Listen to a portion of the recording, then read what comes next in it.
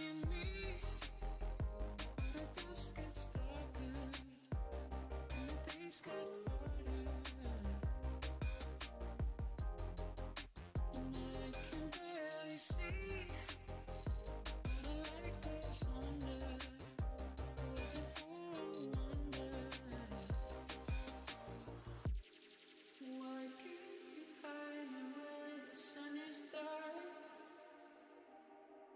It's undefined, want to know where you are. Why keep you hiding where the sun is dark? The sun is dark. Night is touching me.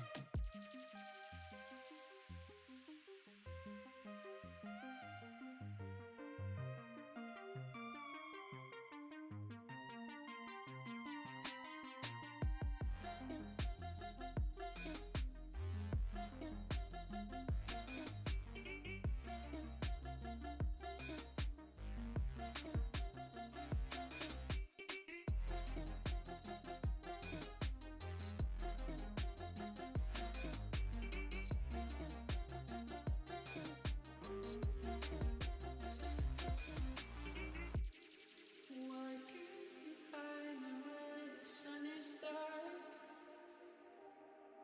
It's undefined, want to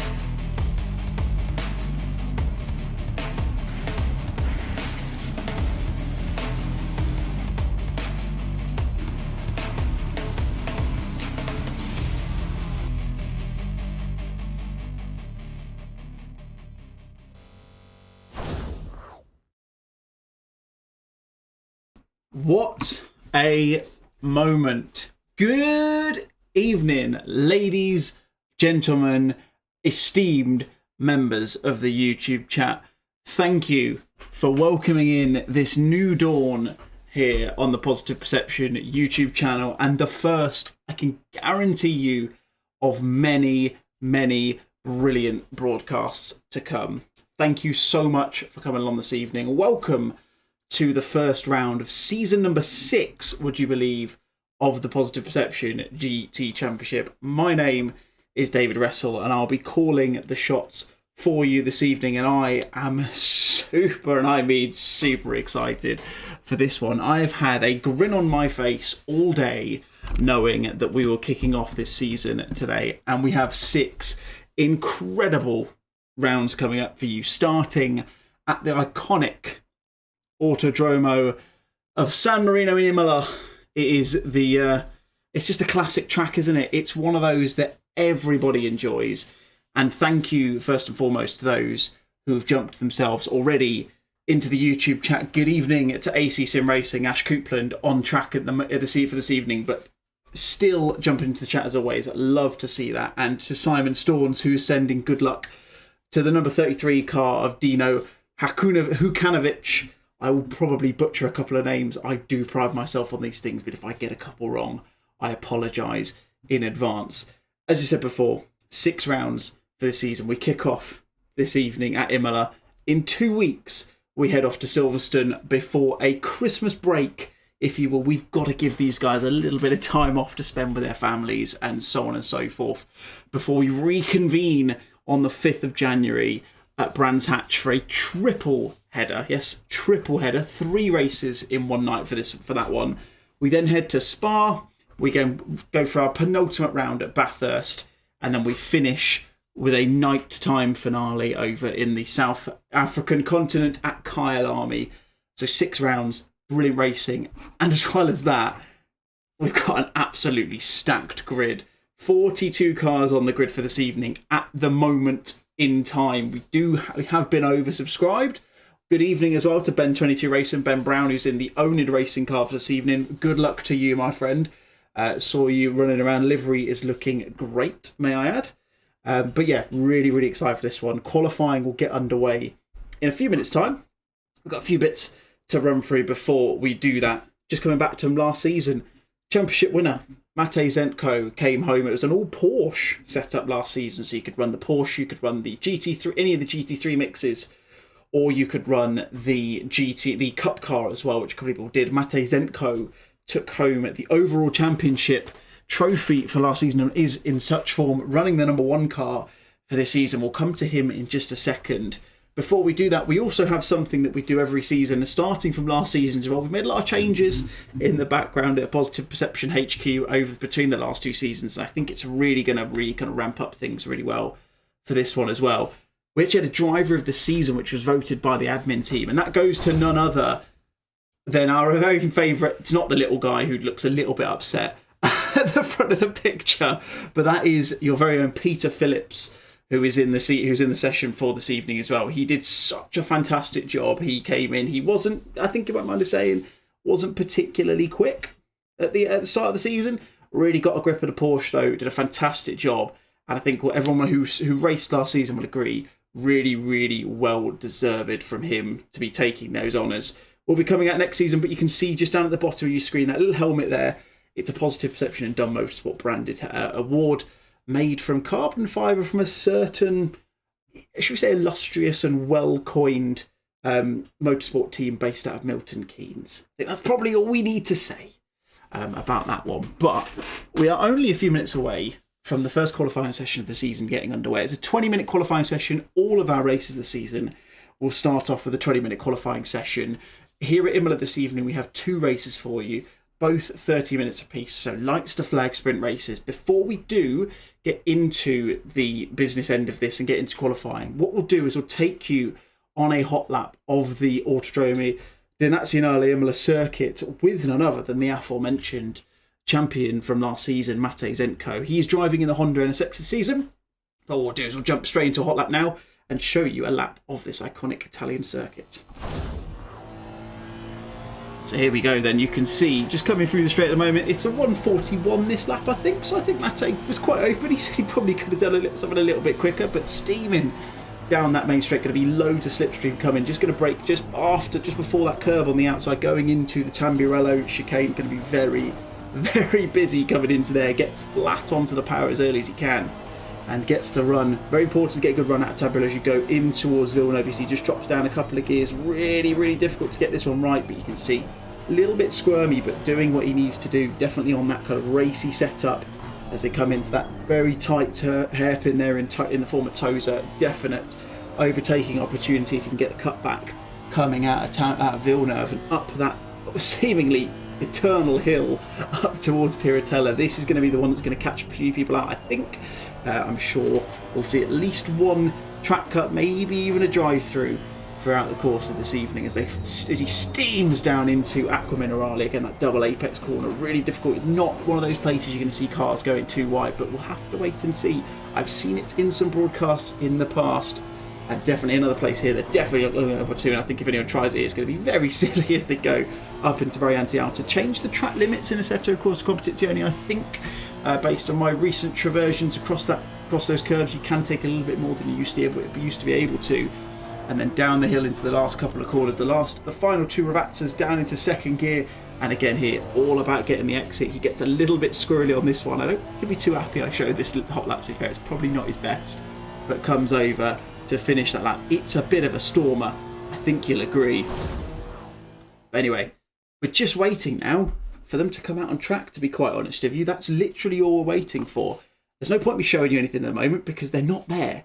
I can see them all. They're all in the pits. I'm sure Bossman from POSPO HQ, Mark Raddenbury, will be doing his final driver's briefing before the end of things, before we kick off.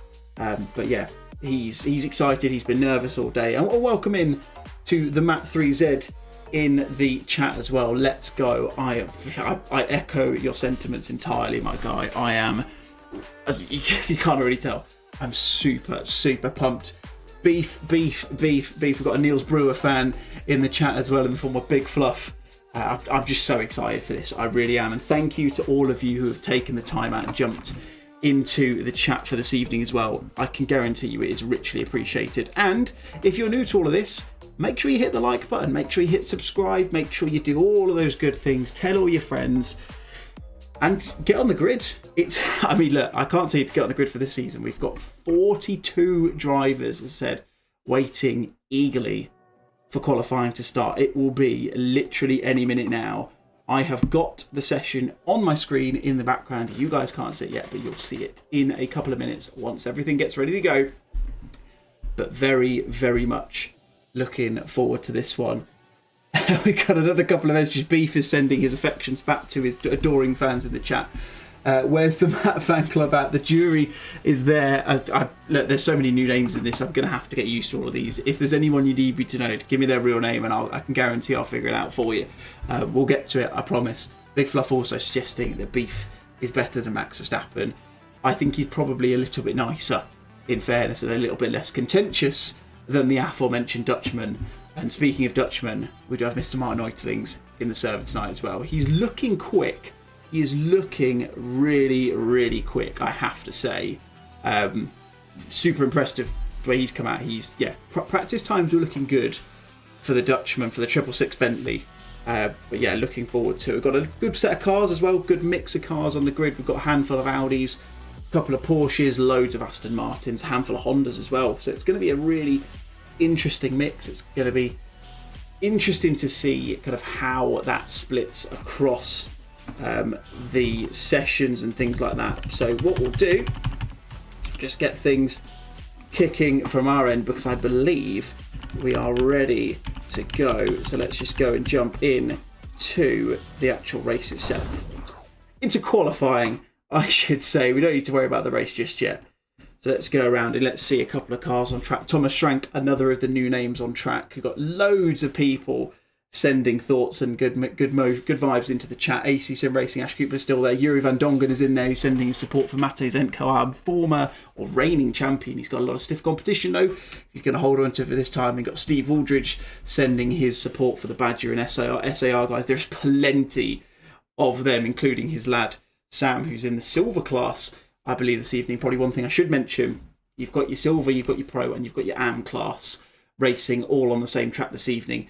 If you're wondering where they come from, that is your little numbered, coloured numbers on the tower. So your silver ones are your silvers, your whites are your pros, and your reds are your AMs. So plenty to play for. We've also got the added element of, what do we call it? Success ballast as well. Top 3 in each class get success ballast per round. So we won't see anything implemented tonight, but we'll see them, and we'll do our best across the broadcasting to keep you posted throughout the season for this as well. I've actually just noticed that we're still in free practice too, so I think Mark's been very kind and given them a couple of extra minutes to get things ticking over. So when that does boot back into things, we'll come back to that in a second, and we'll start to see some times go on the board, because as you can see, nothing at the moment. Oh, it's a car off through Villeneuve there. That looked a little bit spicy. It's not what we really want to be seeing, but I'm hoping we won't see any of that come the race shortly. Yeah, we'll jump back over to this in a second. But yeah, we'll be back over to the action in just a minute. Yeah, literally just got to wait for things to kick on. It's going to be a good one. Like I say, super excited for this one. Big Grid, we're actually oversubscribed for this season as well, which is just mad. Not what I'd have expected at all. So big thank you to everyone who's on the grid. Big thank you to everyone who's turning out for the grid and all of these amazing things as well.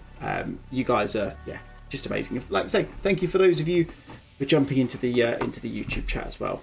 So we'll be ready to go in literally probably about 5-10 seconds, I reckon. We're just waiting for things to reboot over in the server, and then we'll be straight into it. So any moment now, we should be good to go.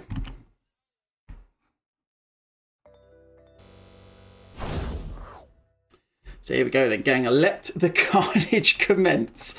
There is quite a few people who are getting straight out on track. Jamie Buchanan in the Pertec 2017 BTCC car. This is a stunner.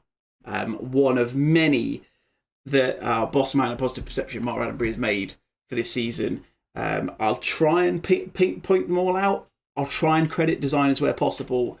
If I can't, I'm sorry. There is so many to keep an eye out for. I am on my own this evening, primarily through choice, to be fair, just to kind of kick things off in the best way possible. But we will get stuck into things, get some times on the board, and really just see where things lay out. I think that's the thing. We've come into a new season. We've got classes.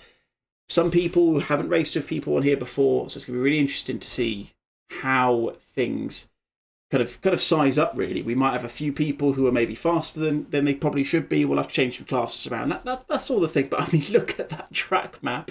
That is obscene.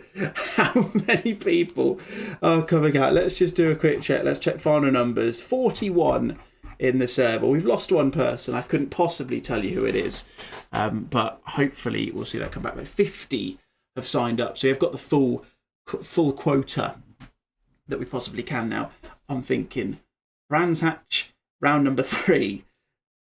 It's going to be a busy one. There's going to be a lot going on. I can say that for certain. It's going to be a very, very busy one indeed. If there's anything you can't hear, if there's anything that you're just not hearing properly or anything like that, please let me know. We've done test runs, but you know how these things go. Sometimes stuff doesn't come up properly, so it's always better to be safe than sorry. So if there's anything you can't quite hear properly, any mixing things you want to change about a bit, we'll kind of make note of it and go for things going forwards. But let's jump in with our first car, who's going to be doing a lap. Maybe not. We've tempted fate. We've absolutely tempted fate. This is not the best start you want to see in the world. But there you go. These things are going to happen. People are going to jump in. People are going to come out. It's part and parcel. You've got to kind of get over it. So let's have a look there. So we've got one of the Hondas coming out at the moment. This is Andrew Withers, in the Rocket RJN liveried car. Again, new person in the AM category, the number 51 car. So it'll be interesting to see how he shapes up for this year. Not sure why Jamie just decided to abort that lap very quickly. It was quite early that he decided to do that. Let's try and find someone who is on a flying lap. Let's look for a couple of people who we can see on here. I've spotted one car in particular. Let's go over to Jordan Watson of Pulse Sim Sport, the 147. There's no game sound. That's interesting to know. Thank you for making me aware. Why has that decided not to come through? I do wonder. I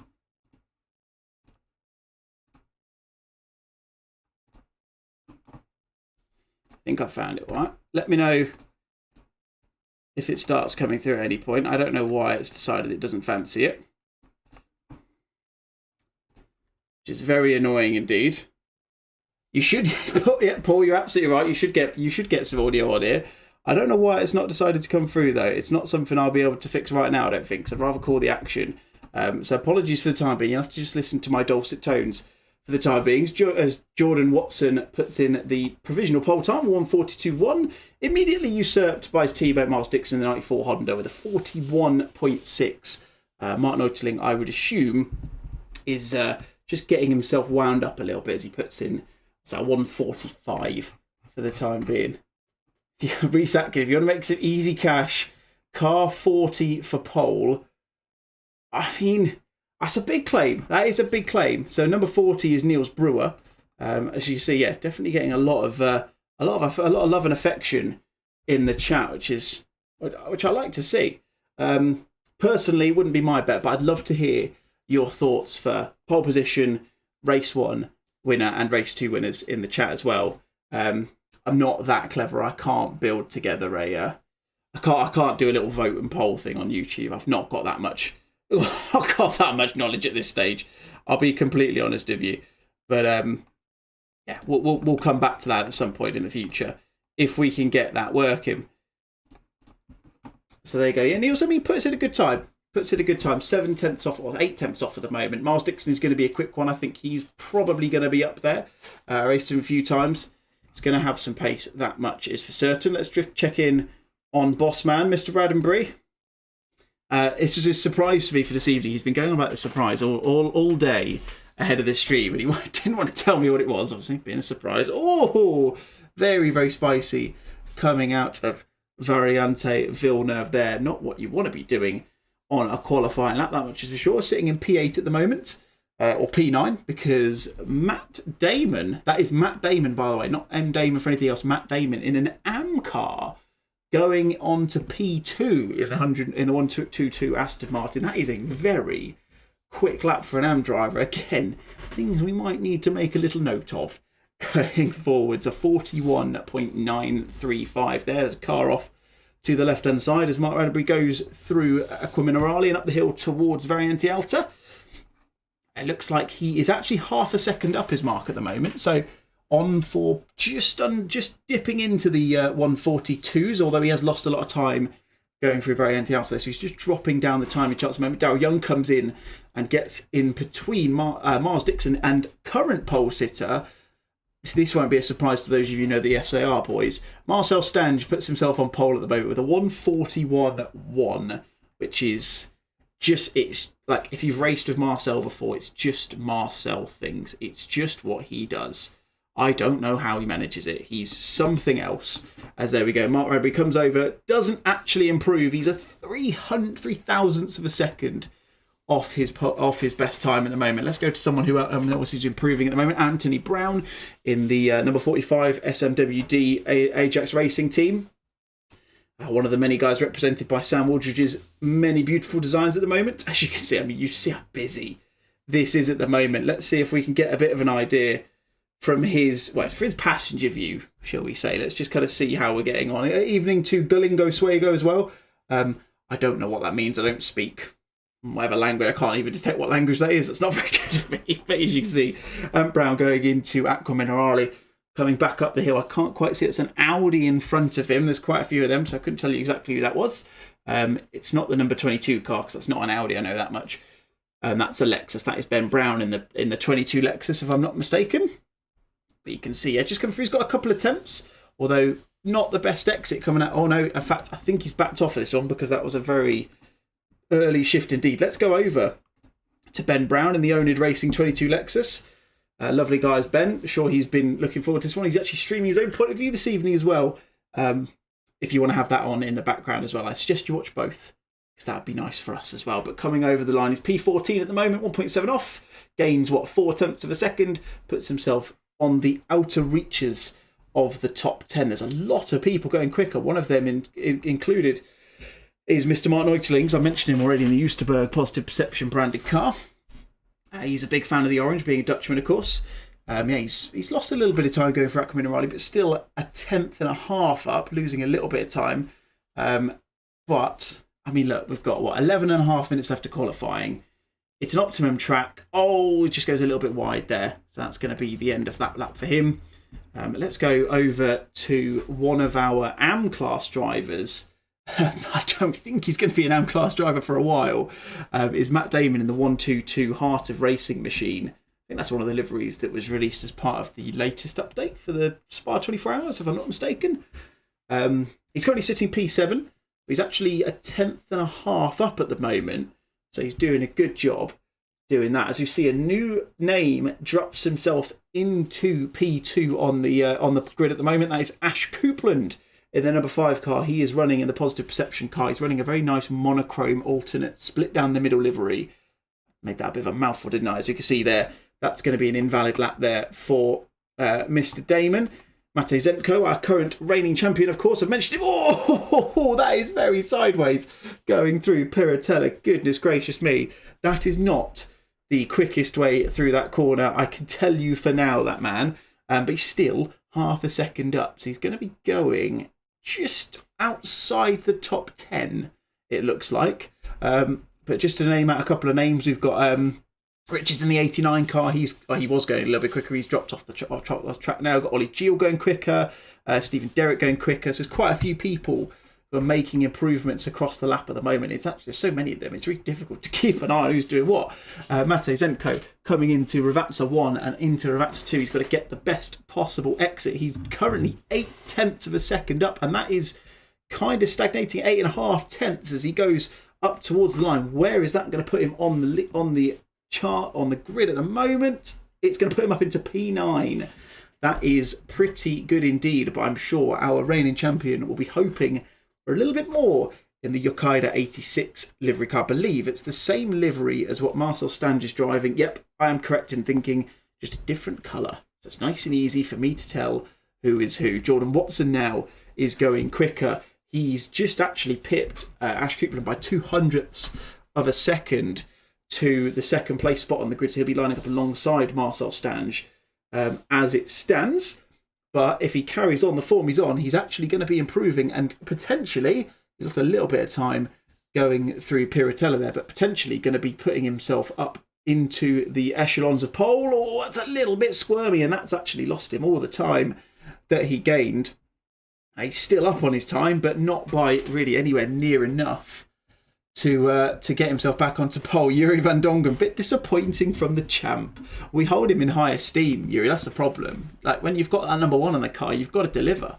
And I'm sure he'll agree. He'll probably be wanting to pull a little bit more out of the bag than he is at the moment. Jordan Watson, though, coming into the first of the 2 Ravazzas, coming through the second of the 2 Ravazzas. Is he going to improve? He's slightly up. In fact, he's matching his time as Daryl Young puts in a 1:41.307 to put himself in second. So he's displaced the Pulse Sim Sport man in the 147 car now. You see his man just dropped off on the side. And there's Ollie Geel coming out. Let's just take a moment to appreciate how can we get the best possible copy, the best possible view of this car. Just skimming through, you can't really see it on here. We'll get a better view of this as we go through this evening. But if you just look to the just centre of the bonnet there, you might see a little face. That is, in fact, tell you what we'll do.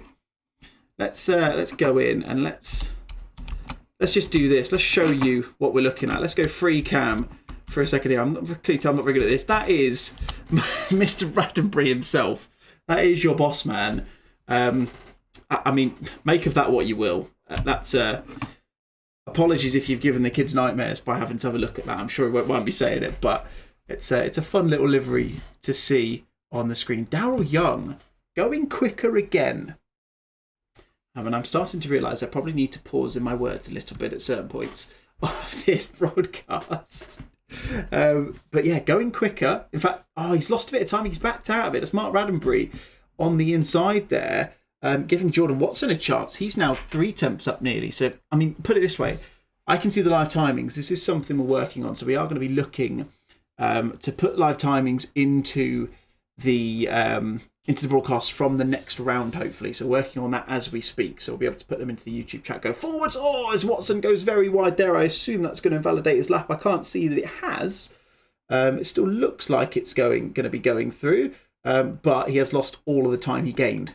He's not really going to be doing anything, whereas Marcel Stange is going 3/10 quicker on his lap at the moment. So plenty of time for him to have on the table, apparently, which is slightly concerning for everyone else involved. Anthony Brown comes through into P13 on the grid with a 1:42.3. Again, one of those people, I think he'll probably be wanting to improve that a little bit more. But I mean, look at the spread of the times across this grid. I'm looking down to P20. There's 2 seconds between everyone at this moment in time across that top 20. There's only, discount a couple of the people a little bit off to the drift at the back end of the grid, there's only 4 seconds a lap across this entire grid, which, considering everything that's involved here, is pretty impressive. So it's good to see that we've got a good spread of talent across this field for this season, which is great to see indeed. Oh, as Mark Raddenberry going up into Variante Alta, that's not ideal for him. As we see, I think that was Thomas Schrank who's just got in the way there. I'll just see, Mark was second up. He's probably lost a 10th there. Probably mainly just down to just being unsighted. Going into there as he goes into the first Ravazza, that's another car off to the outside, gets out of the way nice and easily as he just goes on to the back straight now. He's lost a little bit of time through the Ravazzas as well, which is not what he'll be wanting. He is just under half a second up, so it's going to put him up a little bit on the timing chart. I'm not sure where he was going there, that was a bit of a weird one. Puts him up into P19. I'm surprised he's trying as hard as he is, because if you've been in the Discord server Positive Perception over the last couple of weeks, you'll have undoubtedly seen him mention at least once that he feels like he probably should be in the silver class now rather than the pros. We're not going to let him have that, I'm afraid. Let's have a look. Let's go over to one of our other newbies, Tim Costa, in the 26 Porsche. Oh, going into Ravazza. That is less than ideal. I didn't quite catch if the 51 car there, I didn't quite catch who that was either, unfortunately. Andrew Withers. I didn't quite catch if he was actually on a lap or not at that point, or whether it was just a change in braking markers. Understandably, that will invalidate, or it won't let Tim Costa improve his lap time. He's had the Lamborghini move out of the way. That's Inoit Sergin, or Ionut Sergin. Again, I'm so sorry if I'm not doing a very good job of these. For those of you who are listening to me and having to kind of get on with the fact that I'm not doing a very good job of this, I apologise profusely as Ben Brown goes up into P11 and subsequently invalidates lap. The other Brown, the A Brown to the B Brown, is Anthony Brown. He's 2.5, 3/10 up coming out of Aqua Minerale. He's got the McLaren of, I think that's Hukanovic, ahead of him on track. And it looks like, I don't know if he's going to be giving himself too much of an issue at the moment. And luckily, Hukanovic does get out of the way, it looks like. Although, we just had a little skip there. That's because someone has elected to join the server at that particular time. That will be Carlos Delazio. He did tell me he was going to be joining a little bit late, so I let him off. Hopefully, that's not impacted many people's times or anything like that. Fingers crossed. And Brown coming across the line. What's he going to do? He puts himself up into P9 with a 1:41.9. That's a good lap in consideration. The car 40 is doing the 15th to 1st challenge. I'm really appreciating the love for Niels Brewer in the chat at the moment. I will give you some Niels Brewer chat right back to you, because by putting him up on the stream, let's go over to the old Helicam and see if and have a look at him from up here. He's not improving at the moment, so yeah, it's going to be a minimum of a 15th to 1st challenge. Although 2 and a bit minutes left in the qualifying session, he's still got time to put in another lap to try and improve. Hopefully he does, because yeah, I'd be a little bit disappointed if he didn't, put it that way. We shall see. I think I'm hoping I've realised why my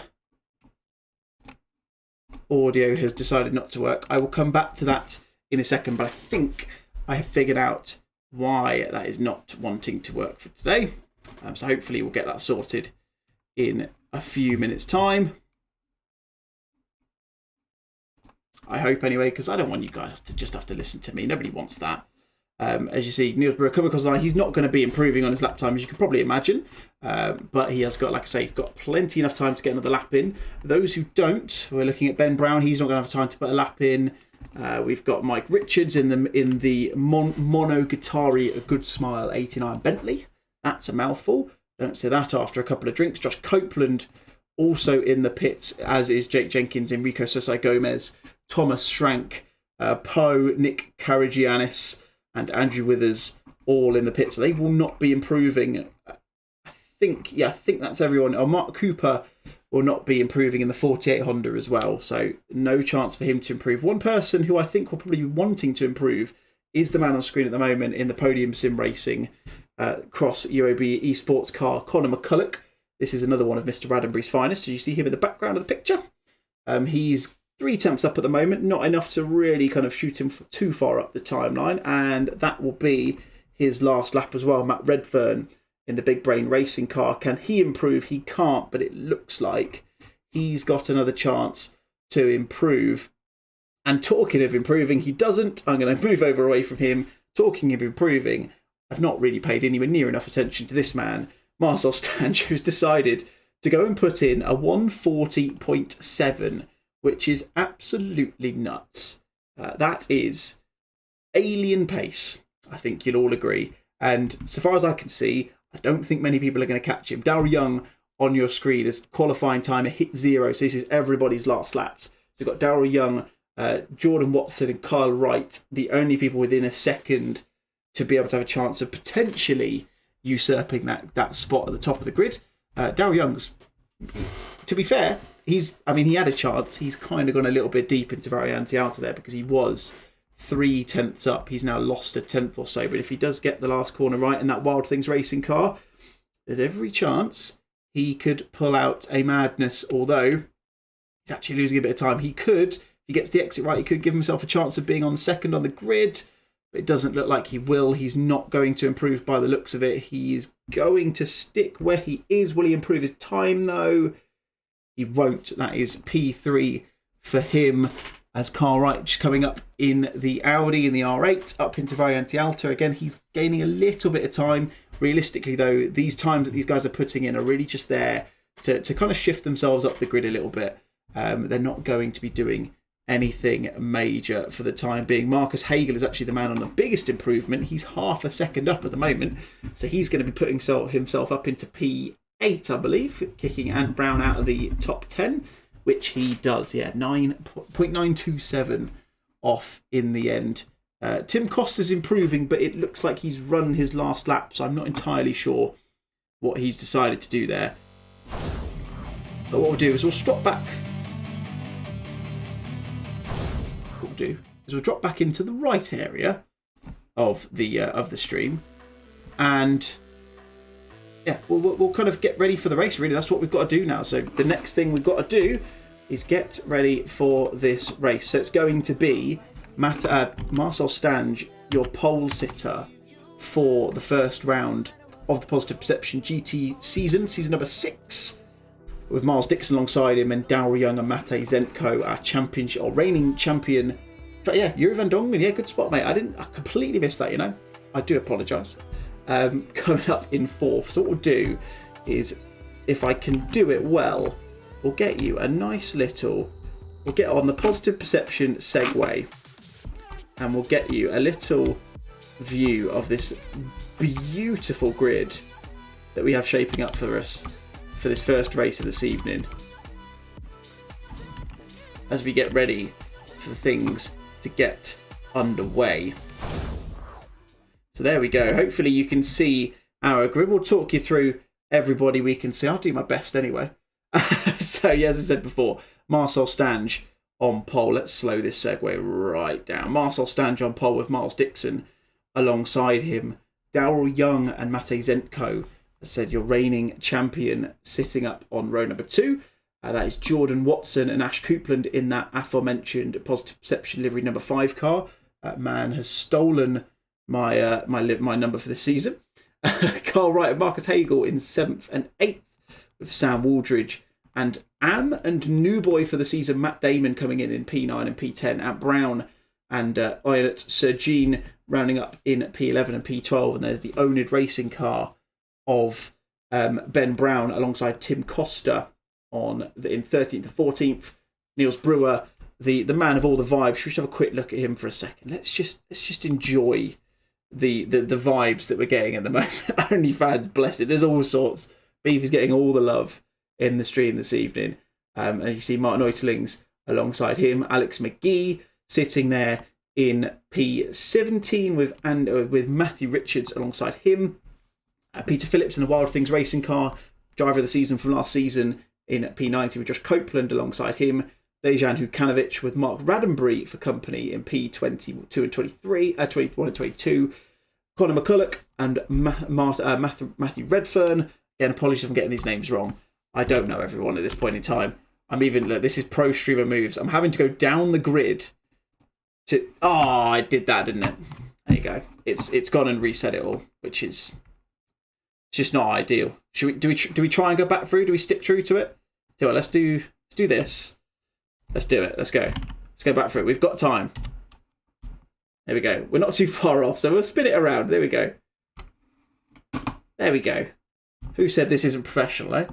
There we go. So it's the JPS car, the number 48 of Mark Cooper in a Honda. There's the Pertec BMW of Jamie Buchanan with Ollie Giel alongside him. Stephen Derrick in P29 with Carlos Delazio. Late newcomer, but yeah, look at that's a lovely livery. I like that. That's very nice. Coming through in P30, Jake Jenkins with Enrico Sosai Gomez alongside him. Thomas Strank in the Carbon Aston Martin. We'll have to figure out why that's like that. For then, we've got Breitruck in P34. We've got Michaelis, for some reason, is missing the grid spot. He's not in the right one for some reason. We've got Poe next to him, Karagiannis, Andrew Withers, Adam Bent in the... Let's speed this up a little bit. Adam Bent in the rather patriotic Welsh Positive Perception car. We've got Kai Hilicki in P40, Stephen Bosch in P42, and then number 25 car at the end. I don't know why he's at the end of that. Now, what I'll do is we'll take a quick break. We'll come back in a second. And in the meantime, I'm going to try and fix the audio. We'll be back before the race starts, with or without audio. Don't go anywhere.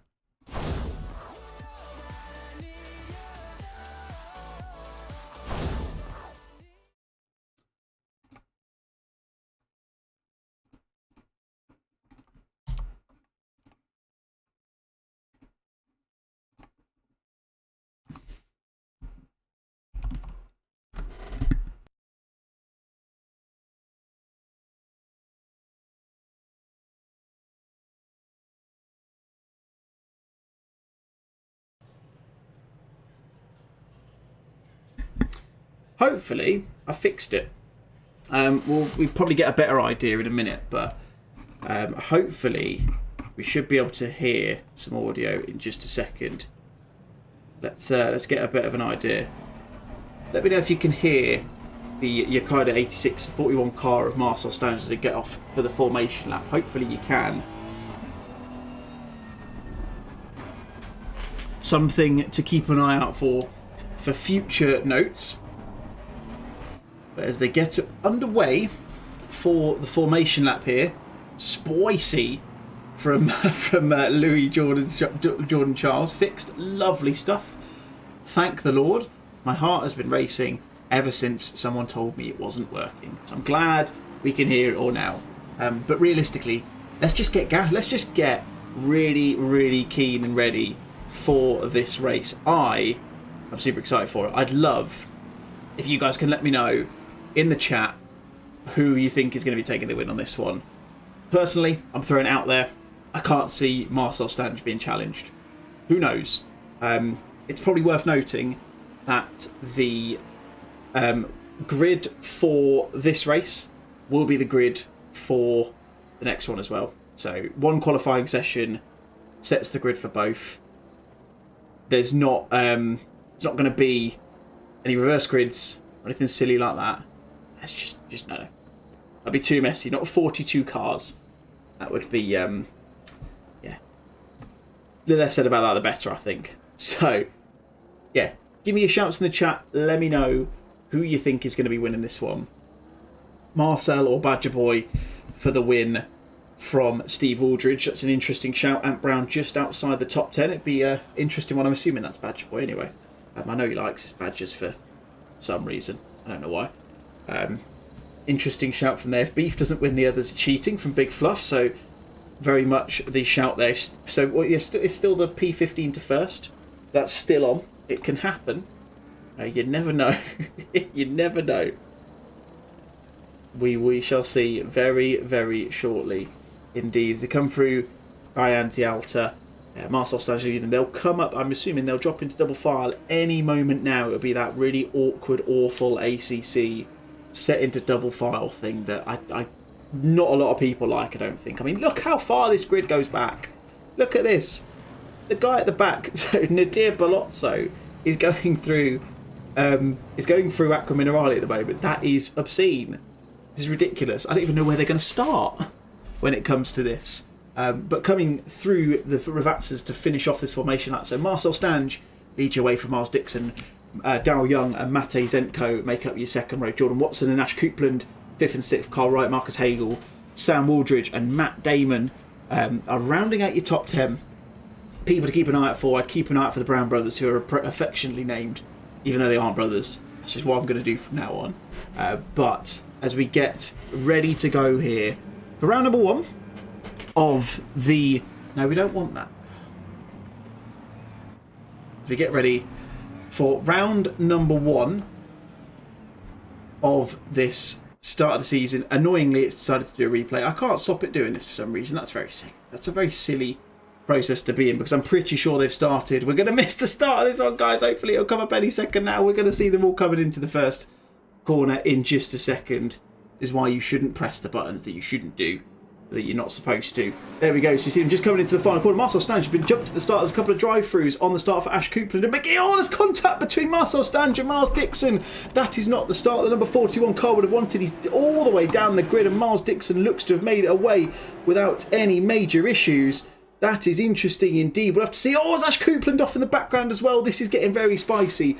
Very, very early doors. This is not what we wanted to see. Hopefully these guys will get a chance to come back in, of course. 30-minute sprint race coming, but Miles Dixon has got away as he wanted to. It's not the way we would have expected it to thrash out, but it is Miles Dixon who leads the way from Mate Zentko, from Marcus Hagel, from Jordan Watson, from Sam Waldridge, who's made a fantastic start up into P5 already in the SWMD Mercedes AMG, with Marcel Stange just behind him. So fortunately, the number 41 car, the pole sitter, he's not lost too much in the grand scheme of things off the start, which is good to see. You can see the two Browns, Ant and Ben, have made their ways up into the top 10. They are 9th and 10th respectively, although I think they flipped. Correct me if I'm wrong. Yeah, all sorts happening off the start. I'll see if we can get you a replay of that in a second once everything kind of calms down. But Sam Waldridge under pressure from Marcel Stange. Is he going to let him through? I mean, he's not let him through, but he's made the move on him going into the first corner. Another man who's come out of that relatively badly, you'd say, is Daryl Young. Started P3 down into P7 as they come over this timing chart for the first time. And it's Miles Dixon leading the way from Mate Zentko, your reigning champion from PPGT 5. But yeah, really, really interesting to see how this is shaken out. Let's see where Ash Coupland ended up. Where did he go? He's down in P23 in the positive perception car. Look at this. This is very spicy going into Tamburello for the second time. It's Mark Cooper involved there as well. Carlos Dorazio making some moves from the start. He's up from P22 at this moment in time. You've got Mark Raddenbury and Mark Cooper fighting over P24 just in there behind, with Poe, I think that is in the AM car. They are number 8 in that Mercedes, making some good moves up the field to begin with. This is the problem with a massive field like this. I don't know where to look. This is absolutely ridiculous. But there you go. We'll keep an eye on it the best we can. And because this is really quite impressive stuff indeed from these guys to kick things off. But Miles Dixon starting to create a little bit of a gap, you would say, at this moment in time. He's got 1.7 seconds to Mate Zenko behind, who is actually, in the nicest way possible, guys, he's leading a little bit of a train all the way down to P8 in the form of Kyle Wright at the moment. So he is going to want to try and get some pace in.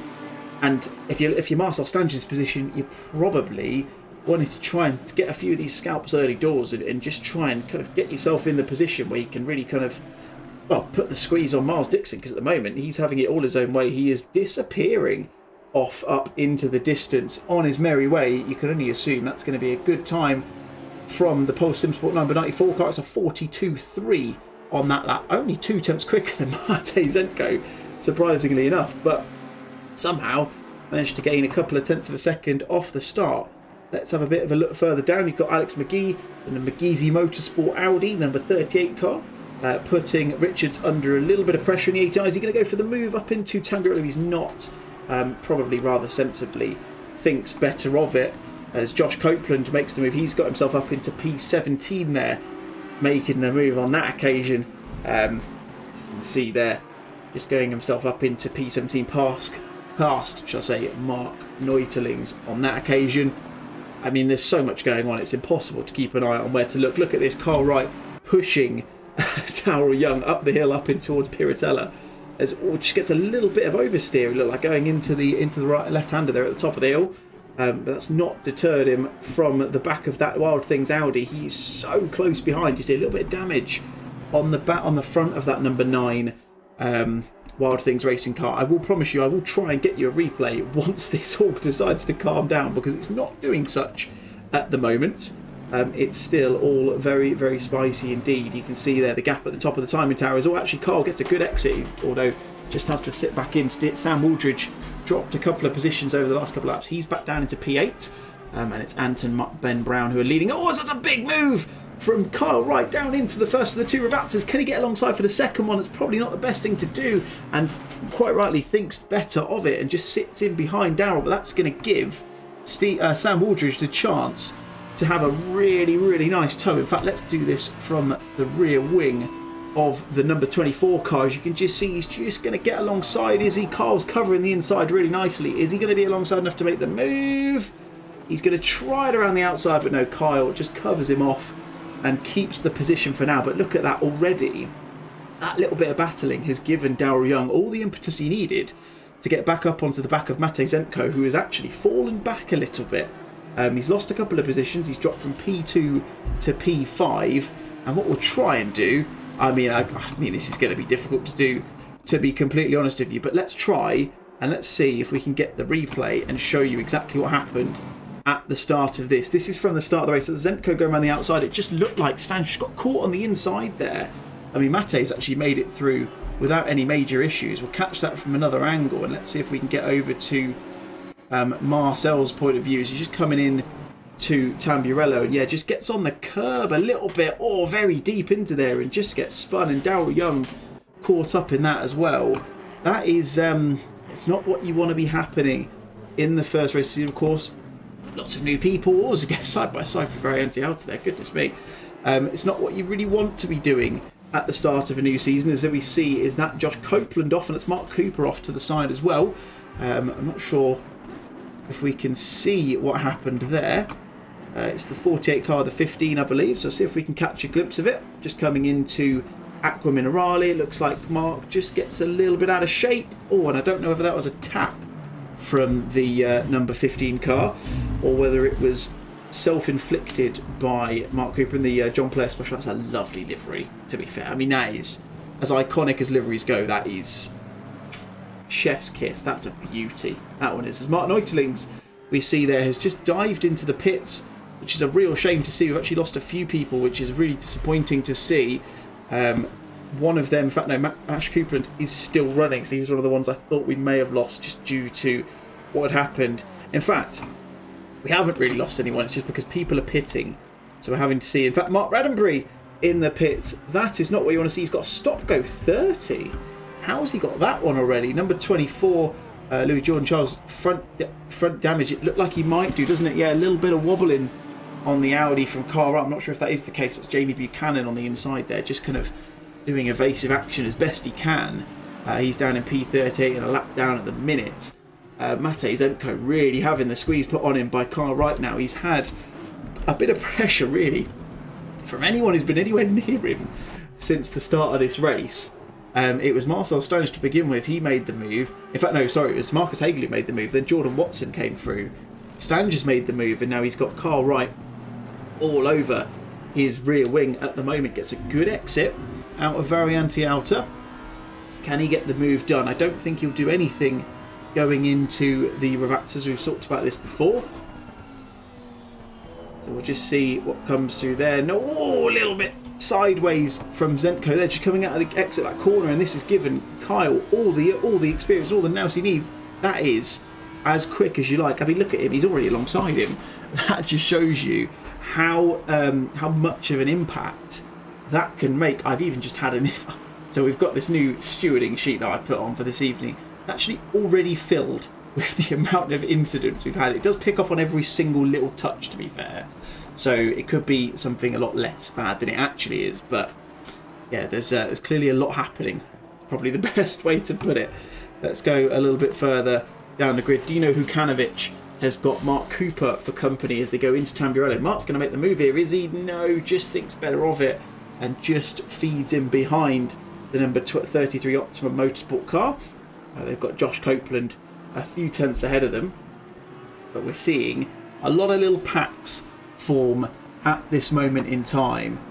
So all sorts going on and all sorts of people in all sorts of different battles. Tim Costa has managed to get himself past Ant Brown, so he's just made that move, it looks like. So he's got himself up into P11. He's got past Aston Martin. Ben Brown, though, still getting himself to the top 10. That's a very wide line from Costa there. That's not really the line you want to be taking through Aqua Minerali, but we'll let him off. Each to their own and all that. Although I'd expect the in-game stewarding will probably be keeping a keen eye on what's happened there. I have no doubt at all. Matti Breutrich in the number 69 German Autobahn Racing. Someone had to be car 69, didn't they? It was always going to happen. Is putting Bosch under a little bit of pressure. He certainly gained a bit of time on him in the last sector. He's gained a few tenths in the first part of the lap, so I'm not sure whether Bosch made a mistake in that GPX Racing Porsche. Number 28 machine, he's got Nick Karagiannis just sitting in for company, just in behind. He's just kind of waiting and biding his time in a moment, Nick. I think a smart move from him would probably be just to kind of shape things up and just see how things go and really just kind of see how this battle forms out. It's one of those, you maybe don't want to make a move too early, but we'll see how it goes. Matej Zenko now down into 8th position. So your reigning champion not having it all his own way to kick things off. He's got the 22 Onid racing car of Ben Brown for company just in behind in one of the, I think there's a few Lexuses. Or is it Lexi? I don't know what it would be classified as on the grid this evening. So Ben looking to continue a fairly strong showing from qualifying. Qualifying, what was it, P12 I think it was? Got himself up into P9 and setting his sights firmly on the reigning champion and getting himself up into P7. And if he gets himself up into P8, he's going to have... he's not got much of a gap up to Sam Wooldridge in P7 as well. So plenty for Brown to play for. And just to come back to what we said earlier, it is worth noting that there is success ballast for the top 3 of each class in this season. It's done per round, so not per race, because otherwise we have to do it in between races, and that's just an admin faff that's just not worth the hassle.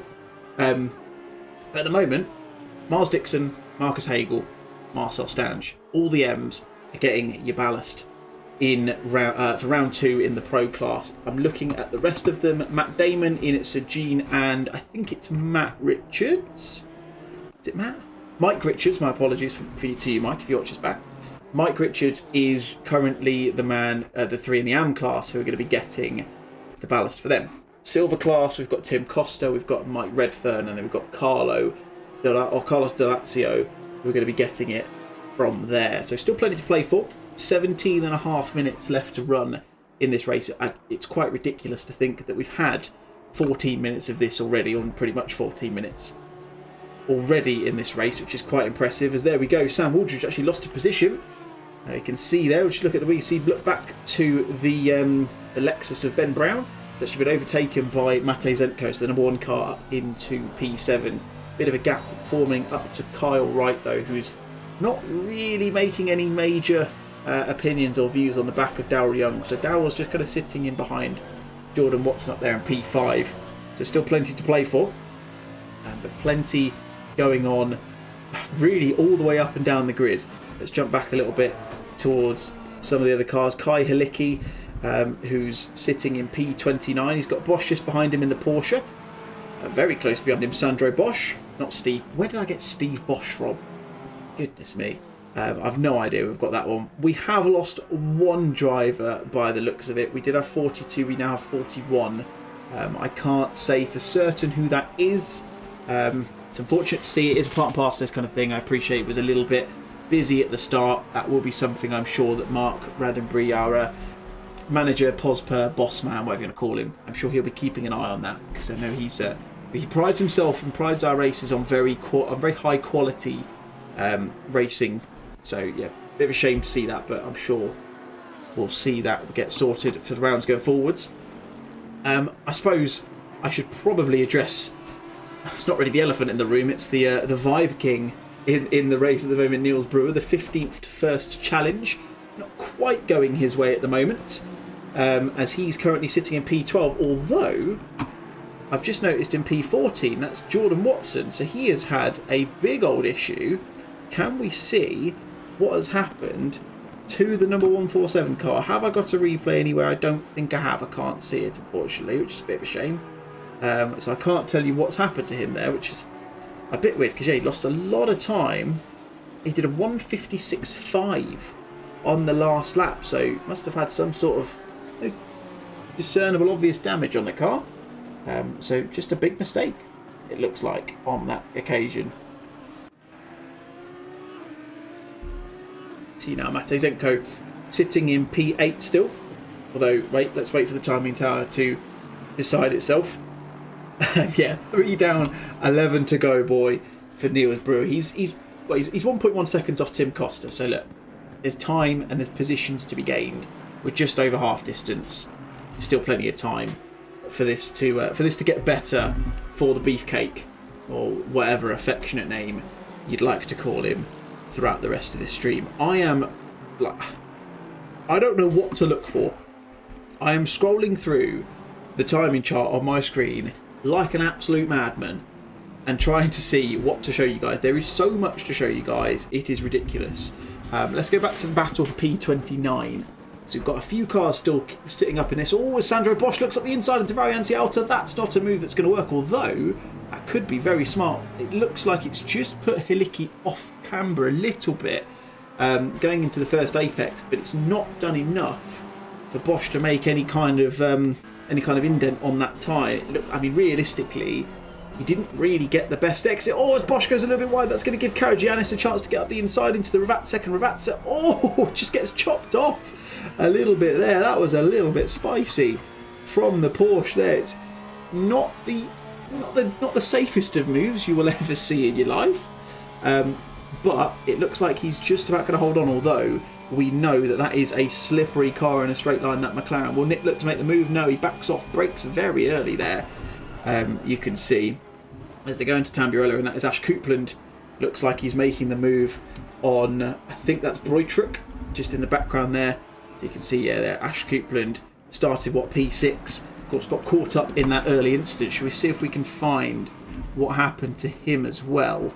There's so much going on here. I think it's this one. Let's see if we can show you the right thing. There you can see he's just coming through Tamburello at the start. Does he get caught up? Is the unfortunate?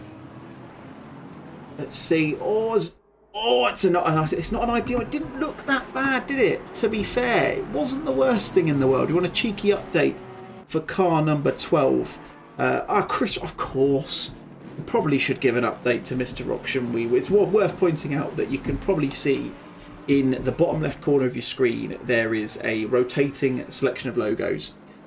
You'll see, Good Finder, of course, we've got a great relationship with Good Finder, partnership with them, which is fantastic. They are lovely guys over there and do a fantastic job of hooking up people with the right, whether it's sim racing leagues now going into the real world motorsport as well. We've got Dunn Motorsport, who one of our own, Colin Dunn, actually owns, who is again, fantastic team doing really good things. Actually won the, I can't remember it's the Welsh Saloon Car Championship in 2022, which is great.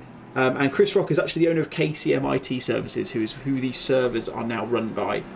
So big thanks to Chris for sorting us out with a fantastic deal there. Really good to see it's working out for the best and allowing us to host races of this size, which is amazing. But to go back to the racing, Chris Rock round the outside of Conor McCulloch, just about gets alongside. Is he going to try the double? Oh, that was a little bit too little too late from Chris Rock there. He's tried to do Conor McCulloch and Poe at the same time of Arskim.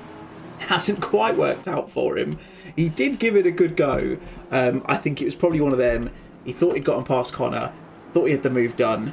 It didn't quite work out like that, I think it's fair to say. Let's change our tune to the battle for P19. Looks like Mark Cooper has just made the move on Dino Hukanovic. And that is, I think it's Steve Derrick, just sat in behind in the 330 Aston Martin. So he's going to be keeping a keen eye on this battle. For the top end of Silver Class, to be fair, this is for a Silver... Oh, no, it's not for a Silver Class podium. It's not, sorry, apologies. It's for 4th place in the Silver Class. What a send, Louis. I completely agree with you. It was, last of the late breakers personified there. Dino is struggling, it looks like he is to me, because he's just dropped off the back of Mark Cooper. He's just started to make a little bit of a gap for himself. And Steve Derrick is right on the back of him now. Luckily for him, that McLaren is pretty quick in a straight line. Shouldn't be too much for him to worry about for the time being, you would think. Let's go back up to the battle for 5th. I wanted to go up to the battle for 5th, but that's not what it was telling me. I wanted to go to the battle for 6th. That's what I wanted. Sam Waldridge seems to be very busy at the moment. If you look on the bonnet cam, for some reason we've elected to get a wing mirror view as well, which I actually quite like, to be fair.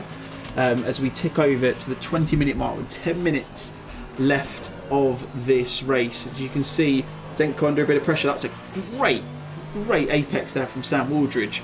Just gets himself on the coattails of the number 1 car, the Yokoida 86 Honda NSX of Mate Zenko, but just doesn't manage to get it. It's one of them. Got a really good exit, but you can't make a move going through Variante Alta. It just doesn't work.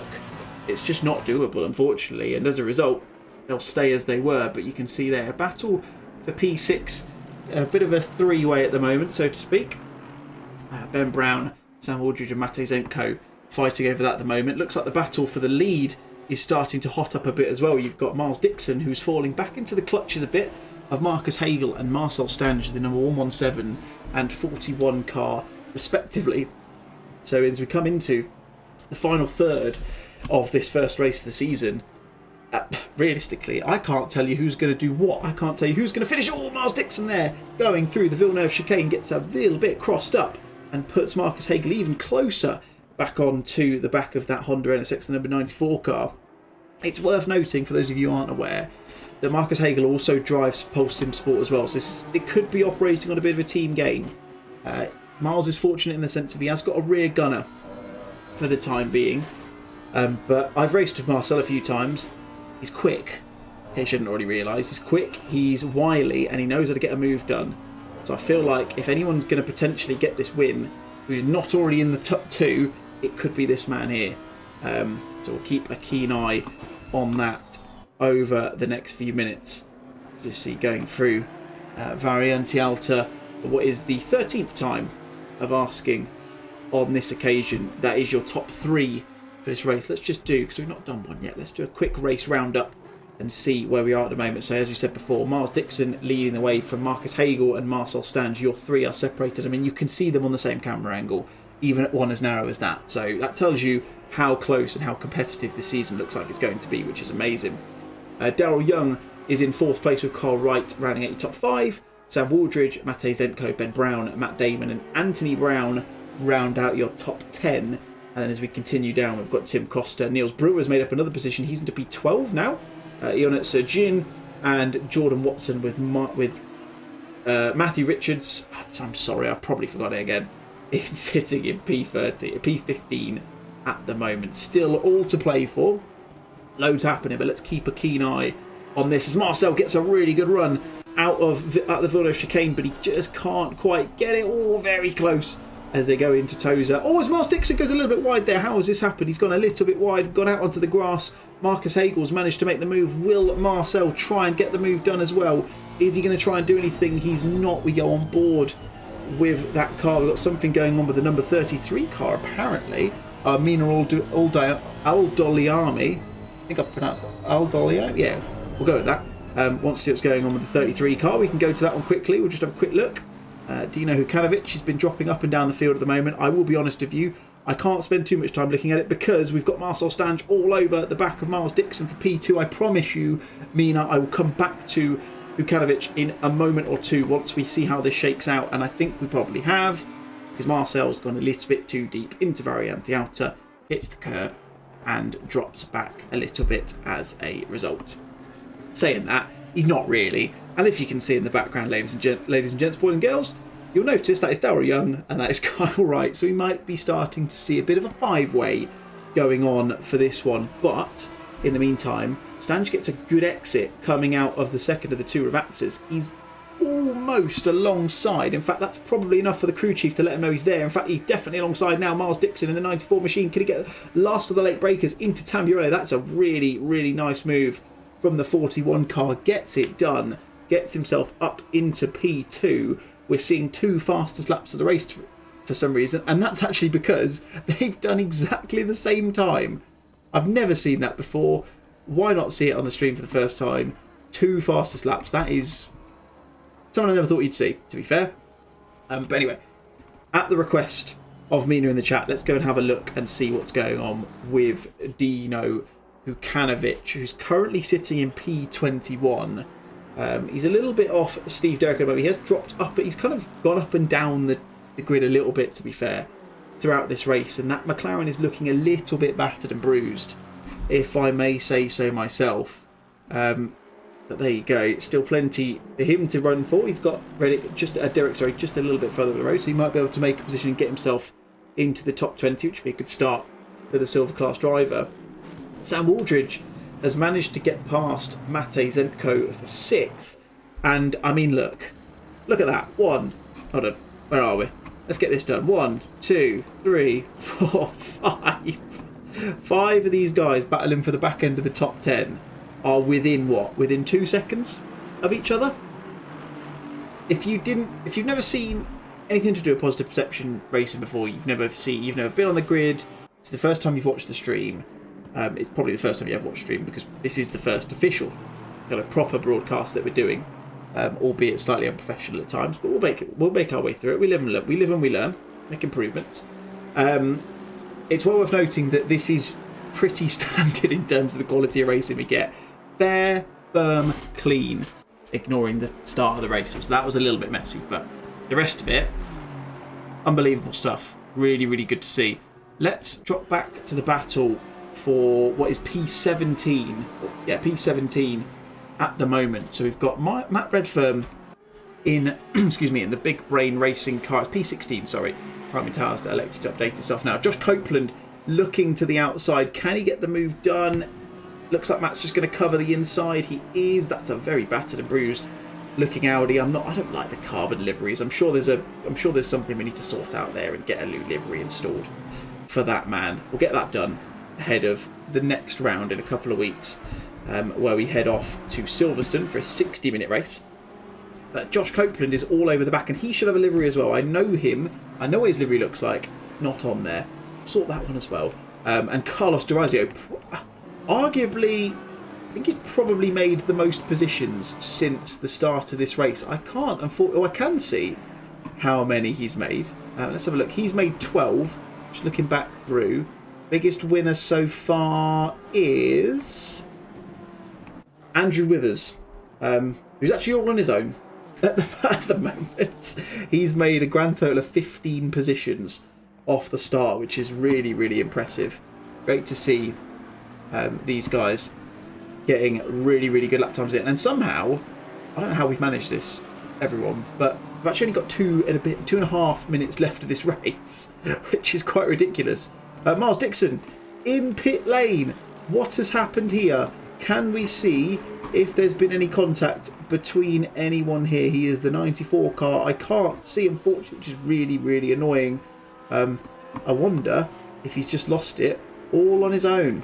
But that does, well, it doesn't promote Marcus Hagel to the lead because he was already in the lead anyway. It gives Marcel Stange second place, although again I think we pretty much saw that one already. What it does do, I can definitely tell you it does this, is it gives Kyle Wright third position on the podium for him. And good evening to Lisa Louise Keane. Just got on to catch the end where you will be in luck because we have got another race coming straight after this. Race number 2 is, well, literally a few minutes after race number 1 finishes. So as you were, it will be a nice race reset and we'll be able to see plenty more action. A half an hour race coming for you. And there is Ollie Geel, one of the back markers, sitting. Where is he sitting? I can't see exactly where he is. Ah, this is what I need. There we go. I can see it properly now. So yeah, that's Ollie Geel. A lap down at the moment, just dropping in behind, just gets out of the way for these guys, which is good to see. That's Peter Phillips, I think, in the Wild Things Porsche, just ahead of these guys on track. This is one of the closest battles we've got at this moment in time. The other one that I'm looking at is the battle for 7th. It is 7th. I'm trusting this. I'm not trusting this little number in the bottom corner of the screen because it's not right. So yeah, Ben Brown up into P7. Really good performance from him. So what's that? That's 5 positions up from his starting position of P12 on the grid. A little bit squirmy coming out of the two Ravazzas. Got Ant Brown and Matt Damon, who I think have just switched in behind him as well. So a little bit of a change at the back end of the top 10. And as we continue down, I'll have a look at Soren Michaelis in the German Autobahn racing. You've got Conor McCulloch in the McLaren, the 720 behind him. Although it looks like Conor's going to maybe try and make a move. That's probably not the smartest place to make a move. Conor there going into Acqua Minerale, but it has put off Michaelis and made him go a little bit wide coming out of there. And has he got the chance to go alongside him? Are we going to go too wide into Variante Alta? This doesn't normally work, boys and girls. It looks like it might. This is incredible stuff. Look at this. Oh, a bit of contact. Oh, that's a shame. It's a shame it had to come out that way. Oh, and that is Chris Rock going off into the barrier. That is a big shame for the number 12 car. Not what we wanted to see there. I think it was one of those. It was kind of 2 into 1, didn't really go. But look at this. Ash Coupland, as we go and hit the timing chart. Where is Marcel Stange for the time being? Where is he? Or where's the leader? Marcus Hagel's coming down the back end of the track. We'll come back to him in a minute. As Dean Coupland, there you go, you can see your man on the screen at the moment. He's in P24, but all over the back of what, that P23 and P20. Oh, so many P, honestly. P25 and P24 and P23 at the moment. It's 3 wide going down. Going to have to disappear to go back to the leader in a second. Oh, contact there. We'll come back to that in a second because we have to see the leader cross the line. Marcus Hagel crosses to win round number 1 here in the Positive Perception GT Championship season number 6. Marcel Stange comes through in an impressive second place considering the start to his one, getting caught up in an incident at the start there. Carl Wright comes through with Darryl Young in 4th place. Carl Wright rounds out your podium with Sam Wooldridge coming over for P5. Matej Zenko, Ben Brown, Ant Brown, Matt Damon and Ionette Sergine rounding out your top 10. Let's go back. That one, in fact, there's not a huge amount going on anymore. Ash Coupland's made himself right though at the field because he just avoided that contact, it looks like. So not a huge amount to worry about there. Let's go and see what else is going on. We've got Matt Redfern coming across the line for P14 with Josh Copeland and Carlos Dorazio in behind them. It looks like that's as you were for those guys. And there you go.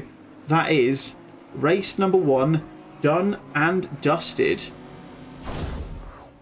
And breathe. Everyone take a breath. We've got one. We've done one race. We've got one to go. Goodness me. A lot happened there. It's a lot to take in. I think it's fair to say. Whew. That was a busy race. But well done to Marcus Hagel for, as we said before, taking the first round win here in the Positive Perception GT Championship. Yeah, season number 6. If you haven't been here before, make sure you've done all your things you need to do. Make sure you've hit the like button, you've subscribed to the stream, and all that fun stuff as well, because that's all massively appreciated at the end of the day. That's what we want you guys to be doing. It's great to see, and hopefully you guys are enjoying the content that we're bringing as well. This one will be underway in a minute. Yeah, Yuri Van Dogger, thanks guys. What a busy race. My word. Busy race is probably the understatement of the century, Yuri, but yeah. A lot to digest, a lot to unpack there on that one. We will be jumping together for race number 2 in a few minutes time, but in the meantime, we're going to take a quick break. I'm going to let my throat kind of get a little bit back before the next one. Don't go anywhere. We'll be getting ready to go in just a few minutes time.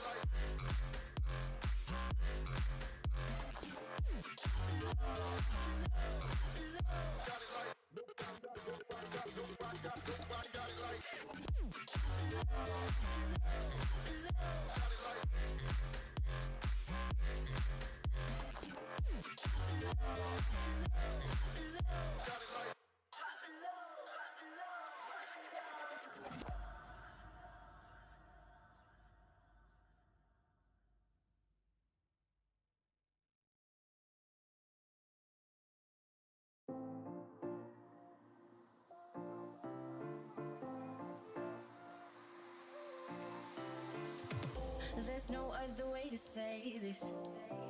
I'm curious, I can't explain it. When you left the city, all I felt was nothing really. No one really felt like you. I'm still stuck in my apartment, calling all my old friends, saying, are you back? Let's get a little bit wasted. You can call all of your new friends, tell me how you met them. Do they even know just what you really been up to? Hate to say, they probably don't know you.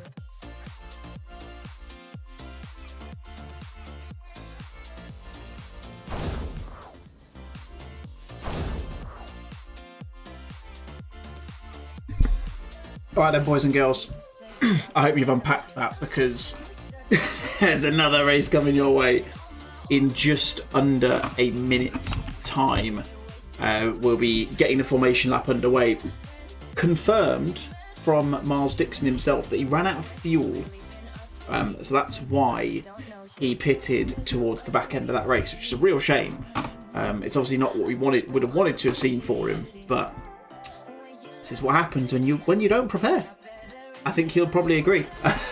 So, yeah, shame that's happened, but these things we've just got to kind of move with. So, yeah, what are you going to do? Let's jump into the street, let's get into the race, and let's get things ready to go. So, as we said before, and please let me know if you can still hear the game stream. I'm pretty sure you can. My audio mixer is suggesting that you can, but let me know if you can't. So, as we get in, as I said before, same grid from race 1. So qualifying, set the grid, that's the way it's going to be for both the races. That's the same for all of our multi-round races this season. So we've got this one at Imola, so obviously this is your second 30-minute race. We've got a triple header at Brands Hatch in the new year, so that's the 5th of January, that's round number 3. And then we've got a double header at Bathurst, which I'm pretty sure is the 5th round, which will be 4 weeks after the 3rd. I can't remember the exact date. It'll be the start of February, sometime around then. But all the streams are loaded, so if you haven't done, make sure you go onto there, hit the little bell notification, because it will notify you when the streams go live, which is a good thing to do. Let's be honest. So anyway, yeah, same grid as before. So Marcel Stange leads it away. Miles Dixon will be in second place again for this one, with Daryl Young and Matej Zentko, your top 4. Marcus Hagel, unbelievably, took the win last time from P7, which is impressive in itself. If we go back, we can see, I mean, that's a car off to the one side. That's Sandro Bosch. I'm not really sure what he's decided to go and do there. That was a weird one. He'd probably taken the traction control off and maybe just been a little bit too happy on the loud pedal. One man who'll be hoping for a better round this time round will be Ash Coupland. I have no doubt. I feel like I feel like we've lost someone at the top. We have, because Niels Brewer's up to P14. Those of you more eagle-eyed than myself, you can let me know who you think we've lost. That would be much appreciated. I'm trying to figure it out. I can't. I'm doing a terrible job of it. Clearly. Not doing very well at all at this. But I'm not going to write all of this down, so it's fine. But yeah, Ash Coupland, Positive Perception. Number 5 car. He'll be hoping for a better start than he had last time, of course. Got caught up in the melee at turns of going through Tamburello for the first time. So hopefully things will be a little bit cleaner this time around. Someone who did obviously profit from that was Marcus Hagen. And Ben Brown did a great job in the last race, of course, getting himself up into P7 by the end of things. One thing I will say is all of these results are provisional. So just because it's ended up as Marcus Hagel winning the race, we do allow for a protest window after things, so we do give them a chance to just have a think about it and just maybe put in some questions and comments about some of the driving they've seen, potentially, if that is the case.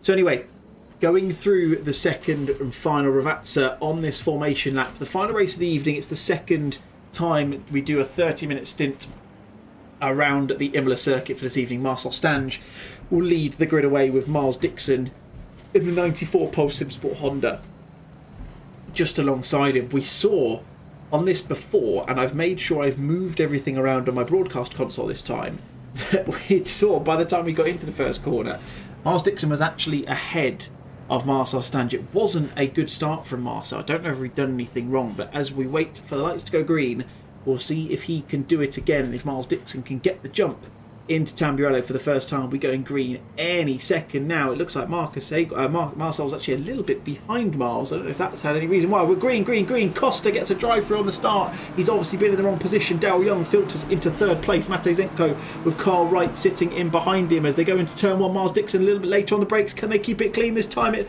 looks like they can in the main. Are we clean all the way through? We've lost someone off to the left hand side there. I didn't quite see who that was. Can we see anyone else? We've got a couple of extra moments. Oh dearie me, there's a little bit of accident, a little bit of carnage down at the bottom of the grid there. That is not what we want to see. But as we go back up to to the front of the grid. Again, it's Marcel who's lost the lead on the start. Oh, a bit of contact between the two rivals at the top of the grid. Miles Dixon has been spun around. He is pointing in the wrong direction. He's got it going again, but that is not what the Pole SimSport man would have wanted. He's dropped himself down into P6 as it stands. He's got Kyle Wright, Sam Waldridge, Matej Zenko and Daryl Young all past him. But Marcel Stange just made atonement for his errors in the first race. He's gotten away, and apart from that contact, he's gotten away scot-free and into the lead. But Daryl Young is keeping him honest in behind at the moment as we go back through our top 20 for the time being. Marcel Stange leads the way. Daryl Young from Matej Zenko, Sam Waldridge, Marcus Hagel, Miles Dixon. Ben Brown has got another fantastic start in the number 22 Owned Racing Lexus. Matt Damon up into P8. Niels Brewer, the 15th to first challenge is on for the Beef Boys in the chat. He's up into 9th position already. As look at this, Marcel under increasing pressure from the Wild Things Racing car. Mark Raddenbury has made a fantastic start. Wow-wee. He has made, how many positions has he made off the start? 7 off the start from him. Carlos Dorazio in P18 has made 10 off the start. Sandro Bosch, he was pointed the wrong way on the formation lap, boys and girls. He's made up 21 positions. This is insane. And Matej Zenko is off.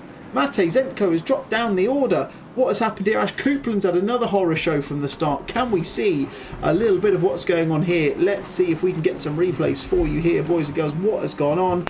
This is the replay from the start. Is this what's happened to Matej Zenko? I'm just trying to see.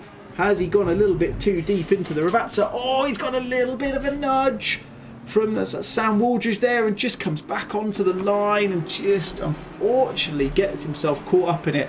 Can we see anything else that's happened? A little bit of contact here between... Oh, that's Miles Dixon just disappeared in the background there. I'm trying to see what happened to Ash Coupland. It's given us a... Oh, it's because I'm focusing on the wrong car again. That's not very helpful, is it? Let's try and do a better job of that.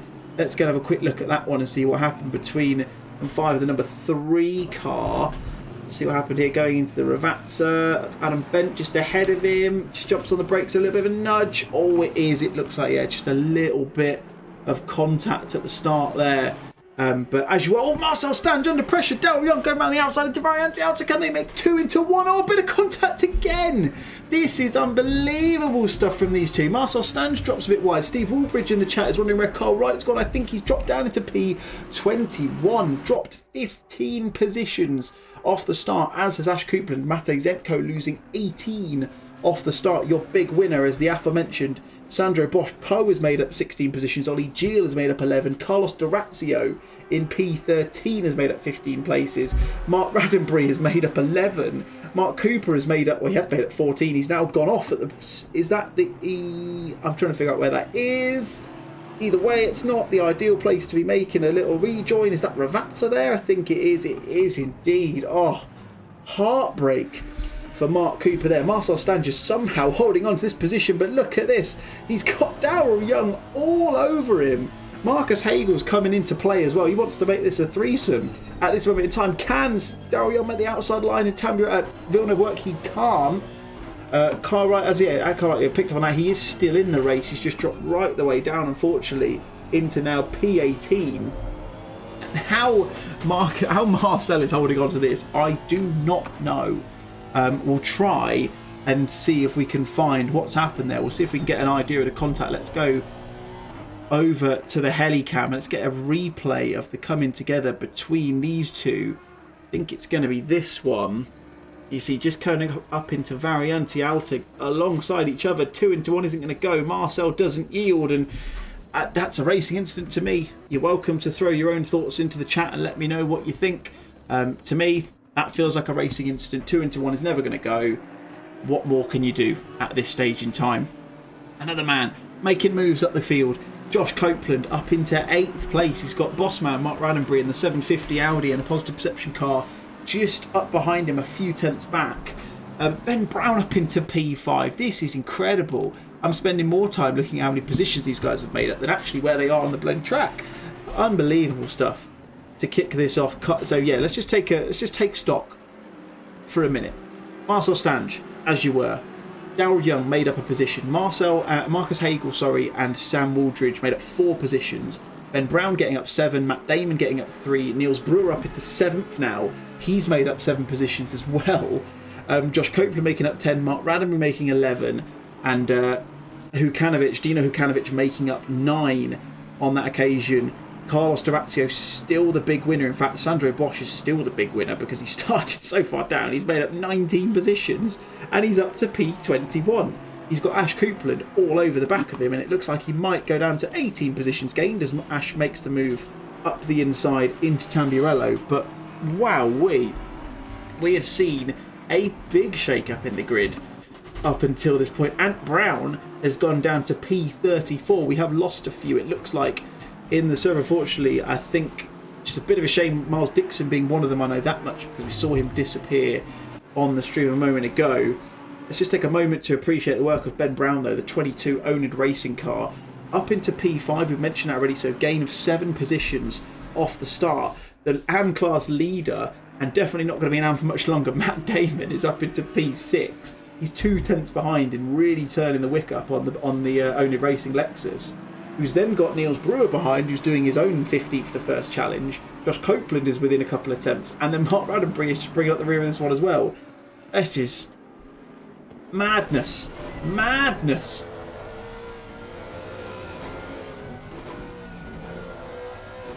There we go. So it looks like he gets a good run, does Ben, out of the final corner. Just gives himself a little bit. It looked like Matt Damon actually went a little bit wide going through between the two Raptors there, coming off the exit of the first one. So he's just giving himself a little bit of pressure from behind. In fact, he's not looking too bad. It's Niels who's really got to pay attention here because he's got Josh Copeland for company, but just about manages to hold on to that one on this occasion. So he's managed to keep himself in 7th position for now. Jamie Buchanan, let's take a moment to see how he's getting on. It looks like he's just been overtaken by Ollie Gill. He's made his way up into P14. Again, another big winner off the start there. There will be inquisitions, I have no doubt, made into the quality of the 2 starts this evening. That is not the positive perception way. We'll be making sure that will be resolved for future reference. But yeah, Jamie Buchanan just a few tenths behind Ollie Gill at the moment. You see him steaming up the hill out of Tozer up towards Piratella. Conor McCulloch having a much better showing in this round as well in the podium sim racing car. Again, his McLaren still looks a bit battered and bruised, but he's certainly getting on better than he was before. Just looking towards the top of the timing charts, it looks like Marcel Stange is just starting to make a little bit of a breakaway of his own away from Darrell Young. He's just managing to make a little bit of time for himself because Darrell seems to be a little bit preoccupied with the Pulse Simsport Audi of Marcus Hagel sitting in behind. So yeah, Darrell's got to be looking behind him rather than in front of him for the time being. Let's go back down the grid. Let's look at the battle for P19. Poe holding off Ash Coupland at the moment, who's also then got Chris Rock in there for company as well. Poe, again, one of those guys who's managed to keep it clean in the start and making some positions as a result. He's up into, I think that's P4 in the AM class as it stands, but Ash got a good run going into the first of the 2 Ravazzas. He's going to send one up the inside. It's a little bit it's a little bit late. It's a little bit lazy from Coupland there, and as a result, Chris Rocks goes, "Thank you very much. I'm like a kiddie at Christmas.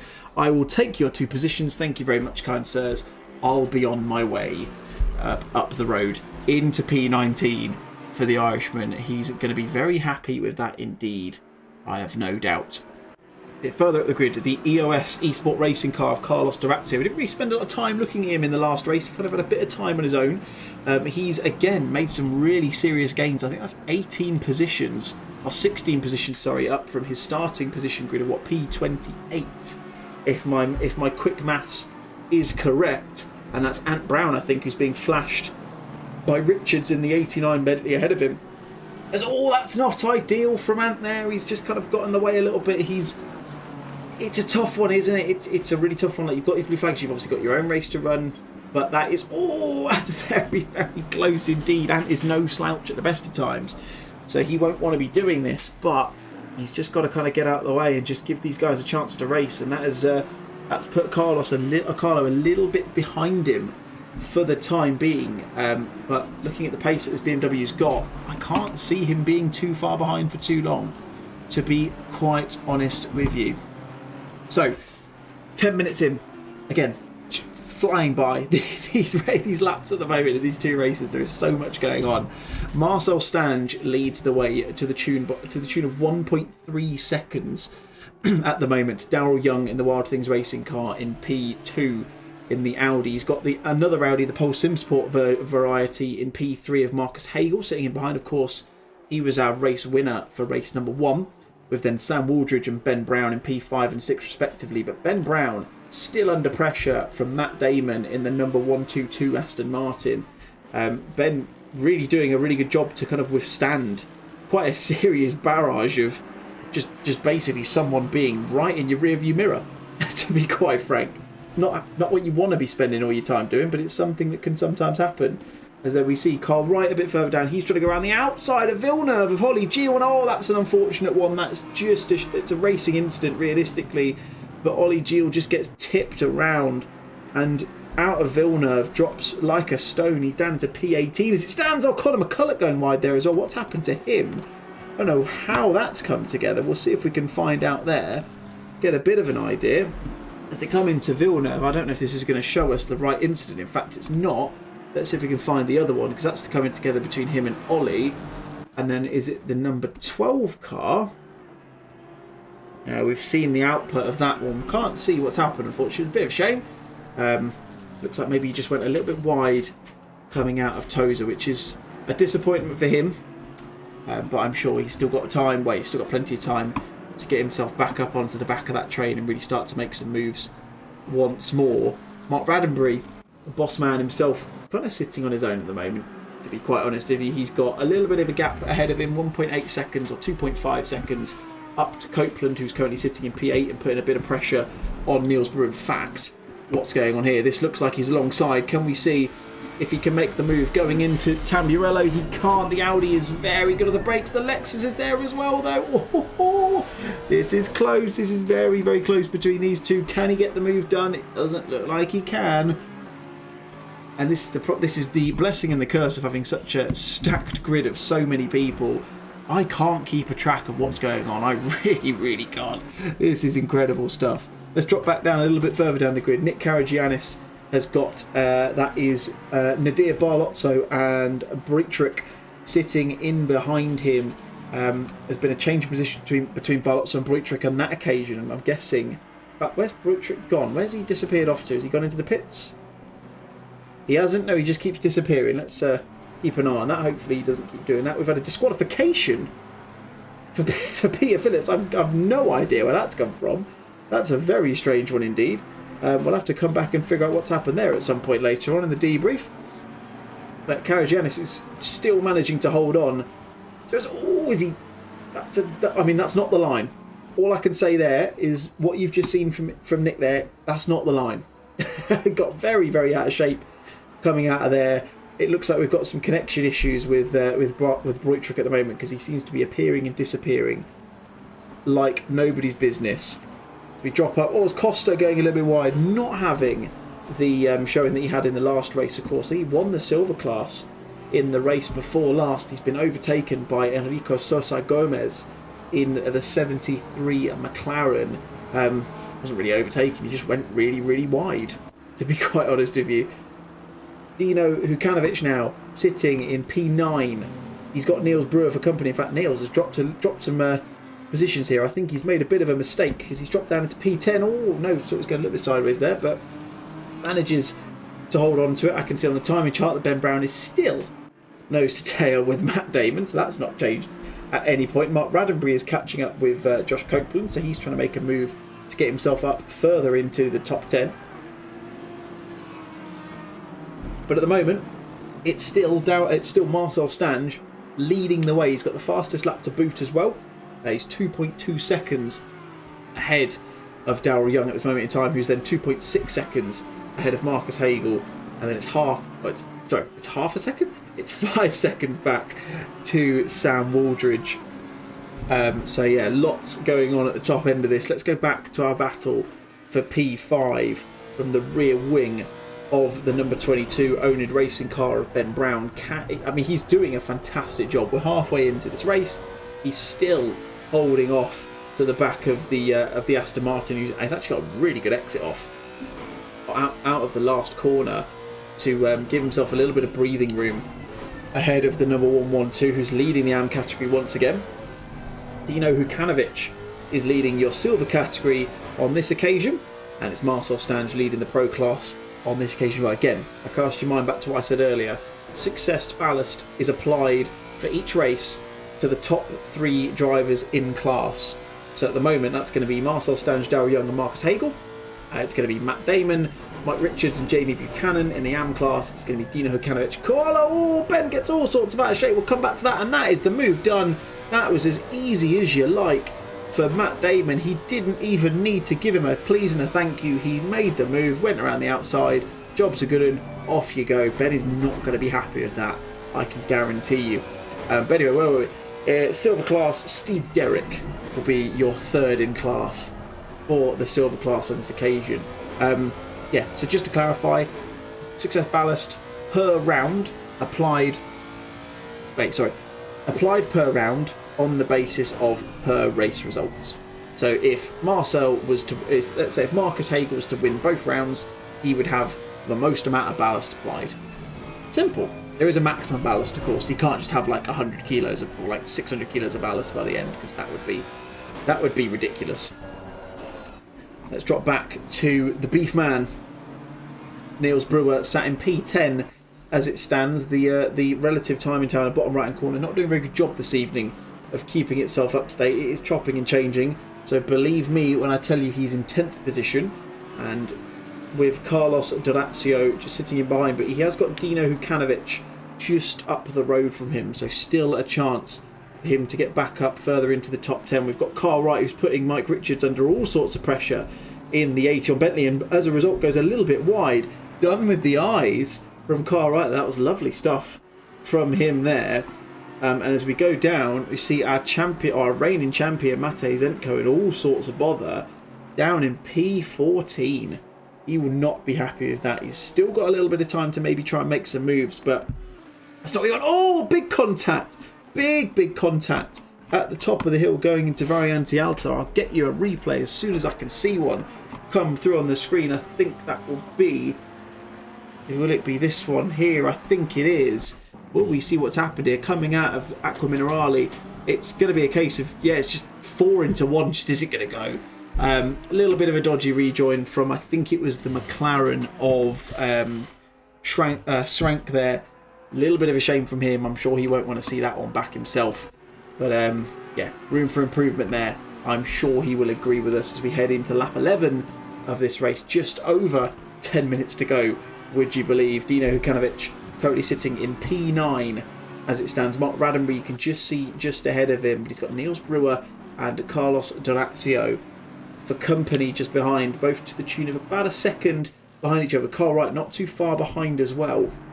So this has the ability and has the possibility to really heat up as we go into the final knockings of this race. We edge towards the final third of this one. I mean, there is all sorts to be keeping an eye on, that much is for sure. Thank you to all 24 of you. I've just noticed, I don't have the chance to check this up until now, the 24 of you who are watching. I do hope that all 24 of you have liked and subscribed to the channel, because if you haven't, then you're not going to see round 2 in a couple of weeks when we head to Silverstone for a 60-minute race and we do it all over again. Hopefully, I kind of hope there's a little bit less going on, to be quite honest, because it's so busy. There's so much. I mean, look at this. These guys are separated by a sheet of A4 paper. Carl Wright behind Niels Brewer, behind Carlos Dorazio. But Carl Wright goes up the inside. Can he get the move on the EOS car? He cannot. The 250 just chops the nose off of Kyle, to be quite honest with you. There's nothing rude about that. There's nothing naughty. He did exactly what anyone else would have done, and he's gone for the apex. Jamie Buchanan has Steve Derrick. It's Steve Derrick, apologies. Making sure it was definitely Steve. It's got Steve Derrick for company just in behind him. So this is the battle for P15. It's worth noting that points are all the way down to 30th, unless Mark's changed it and gone further down, but it's definitely down to P30 at my last check, so there's pretty much points for everyone who's coming out tonight, all the way down to Thomas Schrank in the 511 car as it stands. Just looking back to the positions gained, positions made, all that sort of thing. Just looking at the highest total we've got on here, it looks like it's Carlos Dorazio, who's currently sitting in P12. He's made 16 positions up until this point. Niels Brewer is off. What's happened here? There's been a big bit of contact up here. Let's see if we can find out what's happened on that occasion. What has happened to Niels? It's a contact between him and the 750, which is Mark Roddenberry. Let's watch this one first. So we've got, in fact, no, let's. So this is just before it. There's actually some contact between the 33 and the 750 at that point. So that's Hukanovic and Roddenberry. Niels has made an interesting decision to just basically just go around Hukanovic. Comes back on. It's not the smartest thing he'll ever do. And there is, I think that's Sandro Bosch in the middle there as well. It's, to be honest, very similar to what happened in the previous one. In the result we had with the 4 people on the last lap as well. What's happened here? Oh, Hukanovic, a little bit late. He's actually come off worse. Well, he did come off worse until the next bit happened. But I would argue that in both of those, Mark Roddenberry's not really had a huge amount he did wrong there, to be quite frank. And I'm not saying that because he runs the thing. But looking at the back of this Audi at the moment, he's got all sorts of pressure. Bloody hell. Oh, dearie me. Says he hold on to it. He has. Oh, no. Oh, dearie me. He is not going to want to see that back. Let's go back on a replay. Let's get an instant replay on this one so we can see what's happened. It was one of those. Hukanovic has gone into the back of D'Orazio, who's then gone into the back of Roddenberry. Looks like he's held it. He's then caught the front and spun him the entire wrong way. And unfortunately dropped him right the way down. He's now around Buchanan and Derrick, so he's dropped down to P13, so he's not gone too far down, but enough to dent his pride a little bit, and I would expect I'll get a message about that some point later. I don't think he'll be too pleased with how that's ended up, unfortunately, but that does promote, as it stands, Carlos D'Orazio up into P9. I don't think he'll stay there. Based on that little incident there. Yeah, shame from Adam Masalovic in the chat there. It's a bit of a shame, mate, isn't it? One of them. New people driving with people they're not driven with before. It can sometimes happen. You never want to see it. Especially not when it happens to someone as lovely as Mark. But we'll see what happens at the end of this one.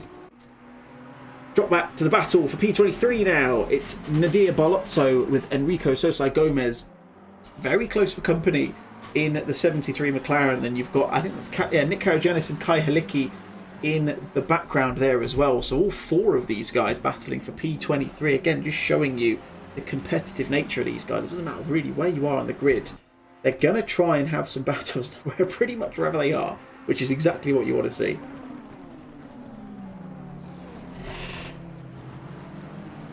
As they come out of Variante Alta there. Nice and close still.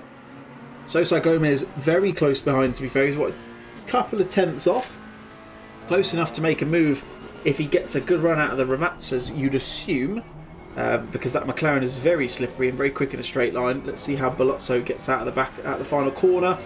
Looks like he does a pretty good job, to be fair, and actually gets a better exit than the McLaren does, and really kind of gives him all the space and time he needs to not have to worry about that for one more lap.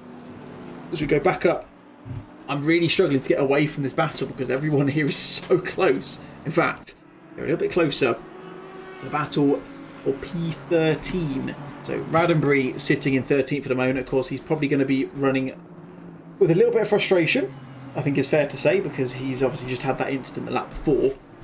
He's got Steve Derrick, Jamie Buchanan and Ash Coupland for company. There's 3 Positive Perception team drivers in this one, Steve Derrick being the odd one out on this occasion.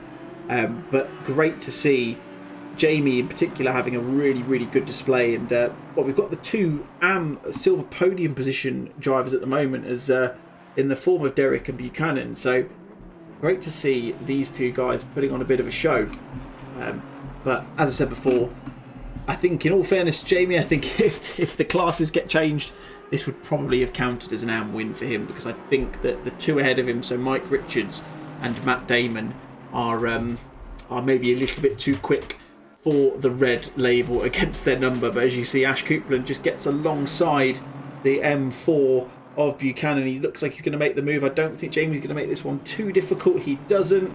Coupland makes the move. He's back up into P15. He's still 10 positions, I believe, off where he started. He is, but he'll be pleased to have got that one done nonetheless, and he can spend the last few minutes trying to get towards the outside of the top 10 before this race is done. At the top end of the grid, it's still Marcel Stange. 6.5 seconds. He's not had the same issues he had in the last race. He's managed to make a nice little gap back to Marcus Hagel now, who's actually managed to overtake Darryl Young in the last few minutes or so. There's Nick Karagiannis just dropping off to the outside. He's got a blue flag there, although I think that means he loses the position to the Audi that's just gone past him. I believe he has. Yeah, that's Niels Bruce just going past. So the 15th to 1st has not worked. It's the 15th to the 30th. 15th to 28th, I should say, for that man, which is not what he would have wanted, but good to see he's still carrying on round as ever. But yeah, no one's really been able to touch Marcel in this race. We knew he had the pace, and he's clearly proving that in this second round of this second race of this first round of the Positive Perception GT Championship. In combination with KCM IT Services, in combination with Gridfinder, and in combination with Dunn Motorsport as well. We thank those guys massively for all their support in all the many, many things that they bring to the table for us that make these things possible. And the same thing goes for you guys here in the YouTube chat as well. I say really, really great to see that the first stream of the season has got some really good reception. Love to see everyone vibing off in the chat, getting involved. But like I'm saying, this is the last stream I'll ever do. It definitely won't be. I'm not going to be allowed to not do any more streams if you guys are going to appreciate it this much on the socials. It's just amazing to see. So yeah, we'll bring this race to a finish, and then we'll get everything ready, and we'll set the scene for the next round at Silverstone in a couple of weeks. But in the meantime, we've still got quite a few positions to thrash out. The top 10 is pretty much, I think it's pretty much set in stone. I think, apart from 10th position, of course, who is your man on your screen at the moment, Dino Vukanovic. He's had a little bit of incident. He's had an incident-filled race, and he's now got reigning champion Matej Zentko for company all over the rear wing of that number 33 McLaren. Zentko doesn't get the best of exits, but it does mean that he's a little bit susceptible. In fact, who is that behind? That is, I'm trying to figure out who that is. He's just getting past him. That is Richards, and I'll pop my apologies. I'm looking at this car in the background. That's a back marker. The Rogue Aston Martin in it. That's why things are getting confusing. Again, I think it's Ant Brown. He's causing a bit of a nuisance as a back marker, I think. I don't think he'll mind me saying. But yeah, just keeping things interesting. Matej Zentko just looking to get a bit of a run. Again, that's a very slippy McLaren, but I mean, look at the run that Zenko's getting. He's going to go to the outside. He's going to shape to the inside. Can he get the move done into Tamburello? He's going to be getting a last of the late breakers. He's alongside. He's going to make the move. Is he? Oh, very, very close. A little bit of a slide, a little bit of a netcode contact there. There was very little between them. But Zenko makes the move up into P10. So it's heartbreak for Vukanovic. He still keeps his second in class, but drops down to 11th on the timing chart for the time being. He goes a little bit wide coming out of there. Ant Brown has to abort as well. Mike Richards is looking up the inside. He's currently in P12. He is currently sitting, second in the AM category. He's looking for another position on the grid as well to really kind of seal that position at the end of this one. We've got just over a minute left to go. I'm just looking along the maps. We're going to have one more lap after this one. I can just see Marcel Stange going through the final Ravazza at the moment. So we'll have one more lap for these guys to make up any positions and do what they need to do. Ash Coupland, speaking of making positions, has got himself up into P13. It's arguably the most he can do. Versus he's 12 seconds back from Mike Richards. So foreboding or permitting a big incident from those guys up ahead, he should be sticking in P13, which is a remarkable recovery considering the start that he had to this one. It's good to see him back up towards the back end of the top 10 at least, with Mark Radamir, Jamie Buchanan sitting in behind him. And looking a bit further down the grid, we've got Enrico Sosai Gomez under pressure from Andrew Withers and Kai Hilicki. There's been a little bit of a change from these guys. It looks like Redfern and Costa have just managed to make their moves and just kind of get away a little bit up the road. But Gomez trying to hold on for that P23. He's got a big barrage of ham drivers behind him, but he's keeping a hold of it. I wonder if he's a Brazilian. I'm surprised he's not decided to go and watch the football instead tonight, but it's good to see him out on the grid, because I'm looking at that and I have seen his SimGrid profile. I'm pretty sure there's a Brazilian flag in it, and that car is, well, I mean, it's green and yellow. It's a bit of Brazil in there. Let's just go with that. We're over the time limits. That is the end of the race at the end of this lap, and as you can see, here is your race leader Marcel Stange, the number 41 car, untouchable apart from that bit of contact, that pressure from Darrell Young at the start of this race, he has driven a stormer in this second race of the evening. He's going to come through the final Ravazza for the final time, the 18th and final lap of this race. The win in the second race of this first round of the PPGT Season 6 Championship goes to Marcel Stange, the number 41 car, the Yokaida 86 livery machine. He takes the win.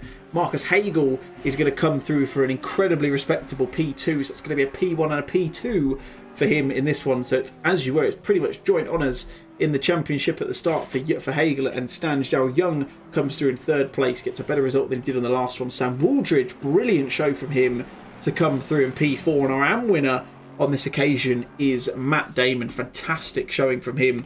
Josh Copeland just about makes it up ahead of Carl Wright to finish 6th and 7th respectively. Ben Brown unfortunately dropped a few positions. He was 5th at one point, drops himself back into 8th as he comes across the line. And Carlos Durazio in 9th. Matej Zenko, your reigning champion, in P10, just about towards the end. Hukanovic is followed in closely by Mike Richards. Ash Coupland comes in for P13. Just crossing the line there, Mark Raddenbury for P14. Again, a much better show from him in the second race. Jamie Buchanan coming through third in AM class with Steve Derrick very close for company in behind. Chris Rock, Ollie Geel, Thomas Costa, Jake Jenkins rounding out your top 20. And again, let's just all breathe. Let's take a minute. Let's unpack what's happened. Marcel Stange takes the win. Carl Wright actually got fastest lap in that one. It looks like it was his last lap of the race as well. He got it by a hundredth of a second. But that is brilliant showing across both of those races from everybody involved. A little bit incident filled at the start. It's not ideal. Something that we will have to make sure we do a little bit of work on towards the back end of it. It's been a great couple of races to kick things off. Let me know your thoughts in the chat. I would love to hear what you guys thought of that. I personally thought it was brilliant. Thoroughly enjoyed it. And like I say, hope you guys did as well. We will fill for a minute, just in the off chance that anyone does fancy nipping in for an interview. In fact, we have got one in particular who's going to be coming in. So we're going to be chatting with, I think it was P7 finisher in the end. In fact, we'll bring both of them in because we've got the P1 driver from the last race as well. We've got a couple of people coming in. So let's bring them into the chat. We have in here at the moment, we've got our P1 winner for race 2, Marcel, in the room. Marcel, you had a couple of interesting races there, didn't you? Talk us through both of those from your perspective.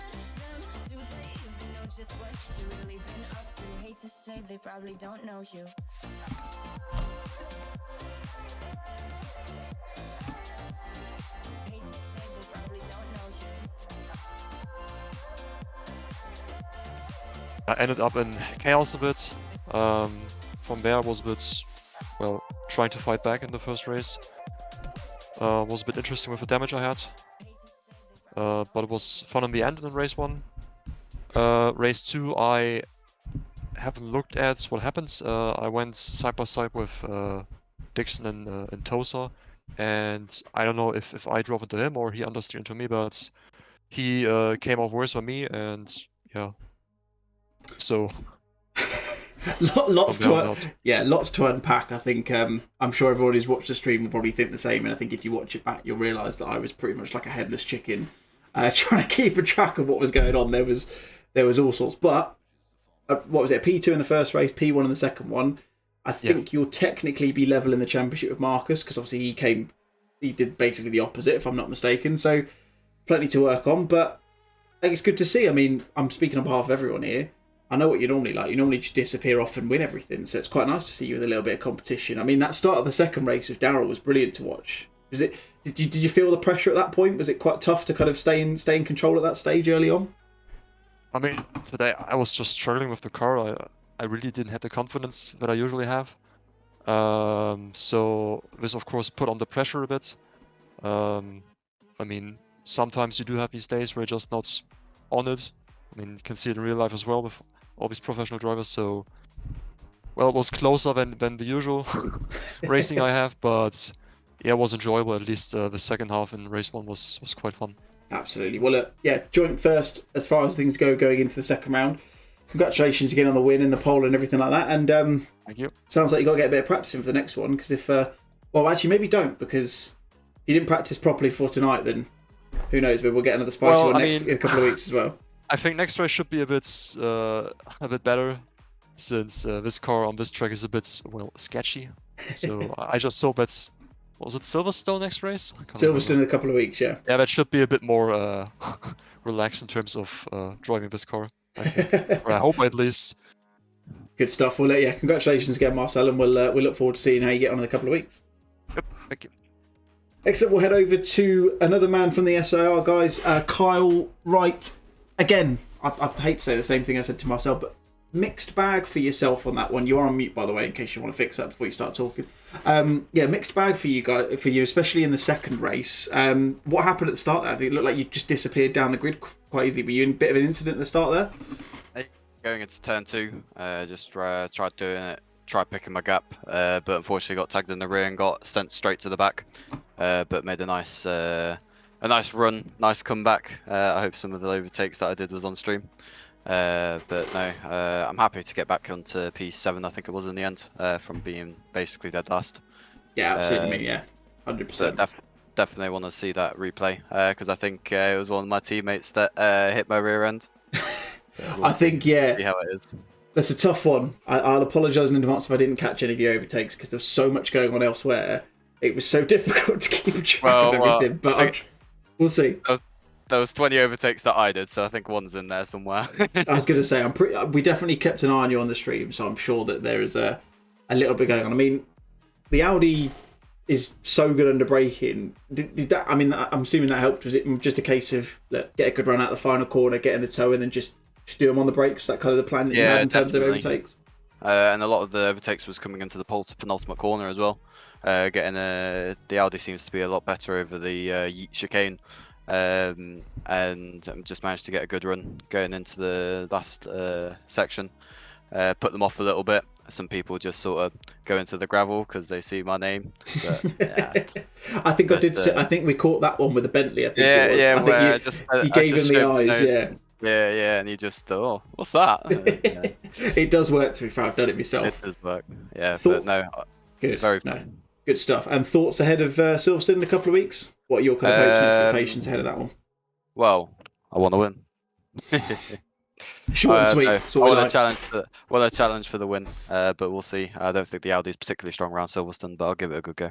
Hey, look, if anyone can do it, I've got faith in the fact that you can for sure. So look, congratulations, mate. Again, probably not the results you're after, but brilliant recovery in the second race in particular. And yeah, wish you the best of luck for the next race in a couple of weeks. Cheers, thank you. And then finally, we'll bring in our one of the Wild Things racing drivers, Daryl Young. Welcome to the stream, young man. Again, I've said this 3 times now. I'm probably starting like a broken record. Bit of a mixed bag, bit of an incident the first one, but second race, you were all over Marcel for the start, and then it just kind of wore away. What happened there? Well, the first one, yeah, I got tagged up with Marcel's incident in the turn 1. Got myself like 6 seconds of damage, and the car just didn't feel right after that. So race 1 was just survivability, see how what I can grab out of it, really. Then race 2, that was the one where I was like, if I stay out of trouble at the doors, I'll try and hunt down for the win. I knew I had good pace, not Marcel pace, but he was struggling at the start, and I thought if I could pounce on him here, I can hopefully pull away and defend sort of in a later bit. But I'd say some of the moves were a bit harsh. But racing is racing, rubbing's racing, and yeah, I'm happy with it. We'll see, with the incidents to come, what the final results are. But I'll take a podium on the first round. Yeah, absolutely. I mean, yeah, it's all you can hope for at the end of the day, isn't it? And I mean, exactly. Look, I said the same to Carl as well. I mean, what was your? I appreciate probably more for the first race than the second one, just because of the start. But what was your kind of thoughts in terms of like how you were going to make the overtakes? Were you using the quality of the brakes for the Audi to make your moves into the first corner, or were you having to kind of size up at other areas as well? I was I knew there was a lot of people braking early into the hairpin and to the last corner downhill, the second to last. So I was kind of teeing people up into those, but the straight line speed on the Audi and the slipstream, even with 6 seconds of damage, was enough to sort of pull alongside into turn 1. So I managed to get a couple moves down on the straight. But the second race, I was sort of just trying to size up Marcel, seeing where the Audi was quicker than the Honda.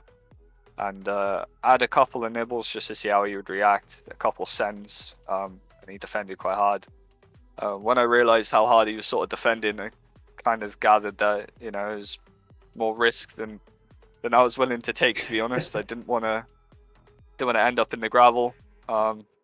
So yeah, I sort of backed off a little bit on that second race after I saw how aggressive he was. Yeah, no, fair enough. And what are you thinking going into Silverstone? I mean, like I say, good result for you, obviously podium in the second race. What are you kind of hoping for in terms of the race at Silverstone in a couple of weeks? I know the Audi's really good at Silverstone. It's one of my favourite tracks as well. So I think going into Silverstone, I think if I can get sort of a double top 5 again, I'll be happy. To be honest, I think aiming for the win's a bit too high. Early doors, I think a lot of these people that I'm racing with have not really seen before. So I'm still sizing up exactly where I fit into this grid. Yeah, absolutely. I mean, yeah, there's a a lot of very quick drivers, including yourself. So it'd be interesting to see how things shape out. And yeah, I mean, if look, like you say, a little bit hard, a little bit fair at points. But I mean, if we could see fighting like we did, especially in the second race between you guys at the front in the next 5 rounds, I could probably speak for everyone and think that'd be very good fun to watch, I'm sure. Yeah, definitely. It was fun to do, that's for sure. Absolutely. Well, look, Daryl, congratulations on the podium in the second race, buddy. Thank you. And yeah, best of luck for the race at Silverstone in a couple of weeks. Thanks very much. Cheers. Well, there you have it, folks. That is it for the evening. I'd like to thank all of our interviewees for dropping in. Fantastic to hear from some of the guys there, and hopefully it was good for you guys to hear what they wanted to say as well. If you don't want to hear anything in particular from them, I'm more than happy to take audience requests. If you want to drop a message in the chat, let us know what you want to ask the guys, and I'm quite happy to pass that on in these races going forward. It'd be fantastic to do that. But that is a wrap. That's it. Round 1 in the books. Fantastic races from start to finish. These ones, loads of stuff to keep an eye out for. Mark Brown, yeah, awesome recovery from Kyle. Yeah, fantastic stuff from 22nd up to 7th. Yeah, considering the start, yeah, brilliant stuff to see him kind of getting back up, and I'm sure we'll see him fighting at the top end going forward. So yeah, Carl's not particularly happy to be referred to as Carl at that point. Tubes, good race, everyone. Thanks for watching. Jamie, yeah, echo your thoughts, buddy. Yeah, thank you guys all so much for tuning in. We'll be back 2 weeks from now. So on the, I don't know what the date is in a couple of weeks, sometime in November. 2 weeks on Thursday, we'll be back at Silverstone. It'll be a 60-minute race for round 2 with a stop for tyres included as well. So plenty of strategy to be keeping you on your wits' end as well.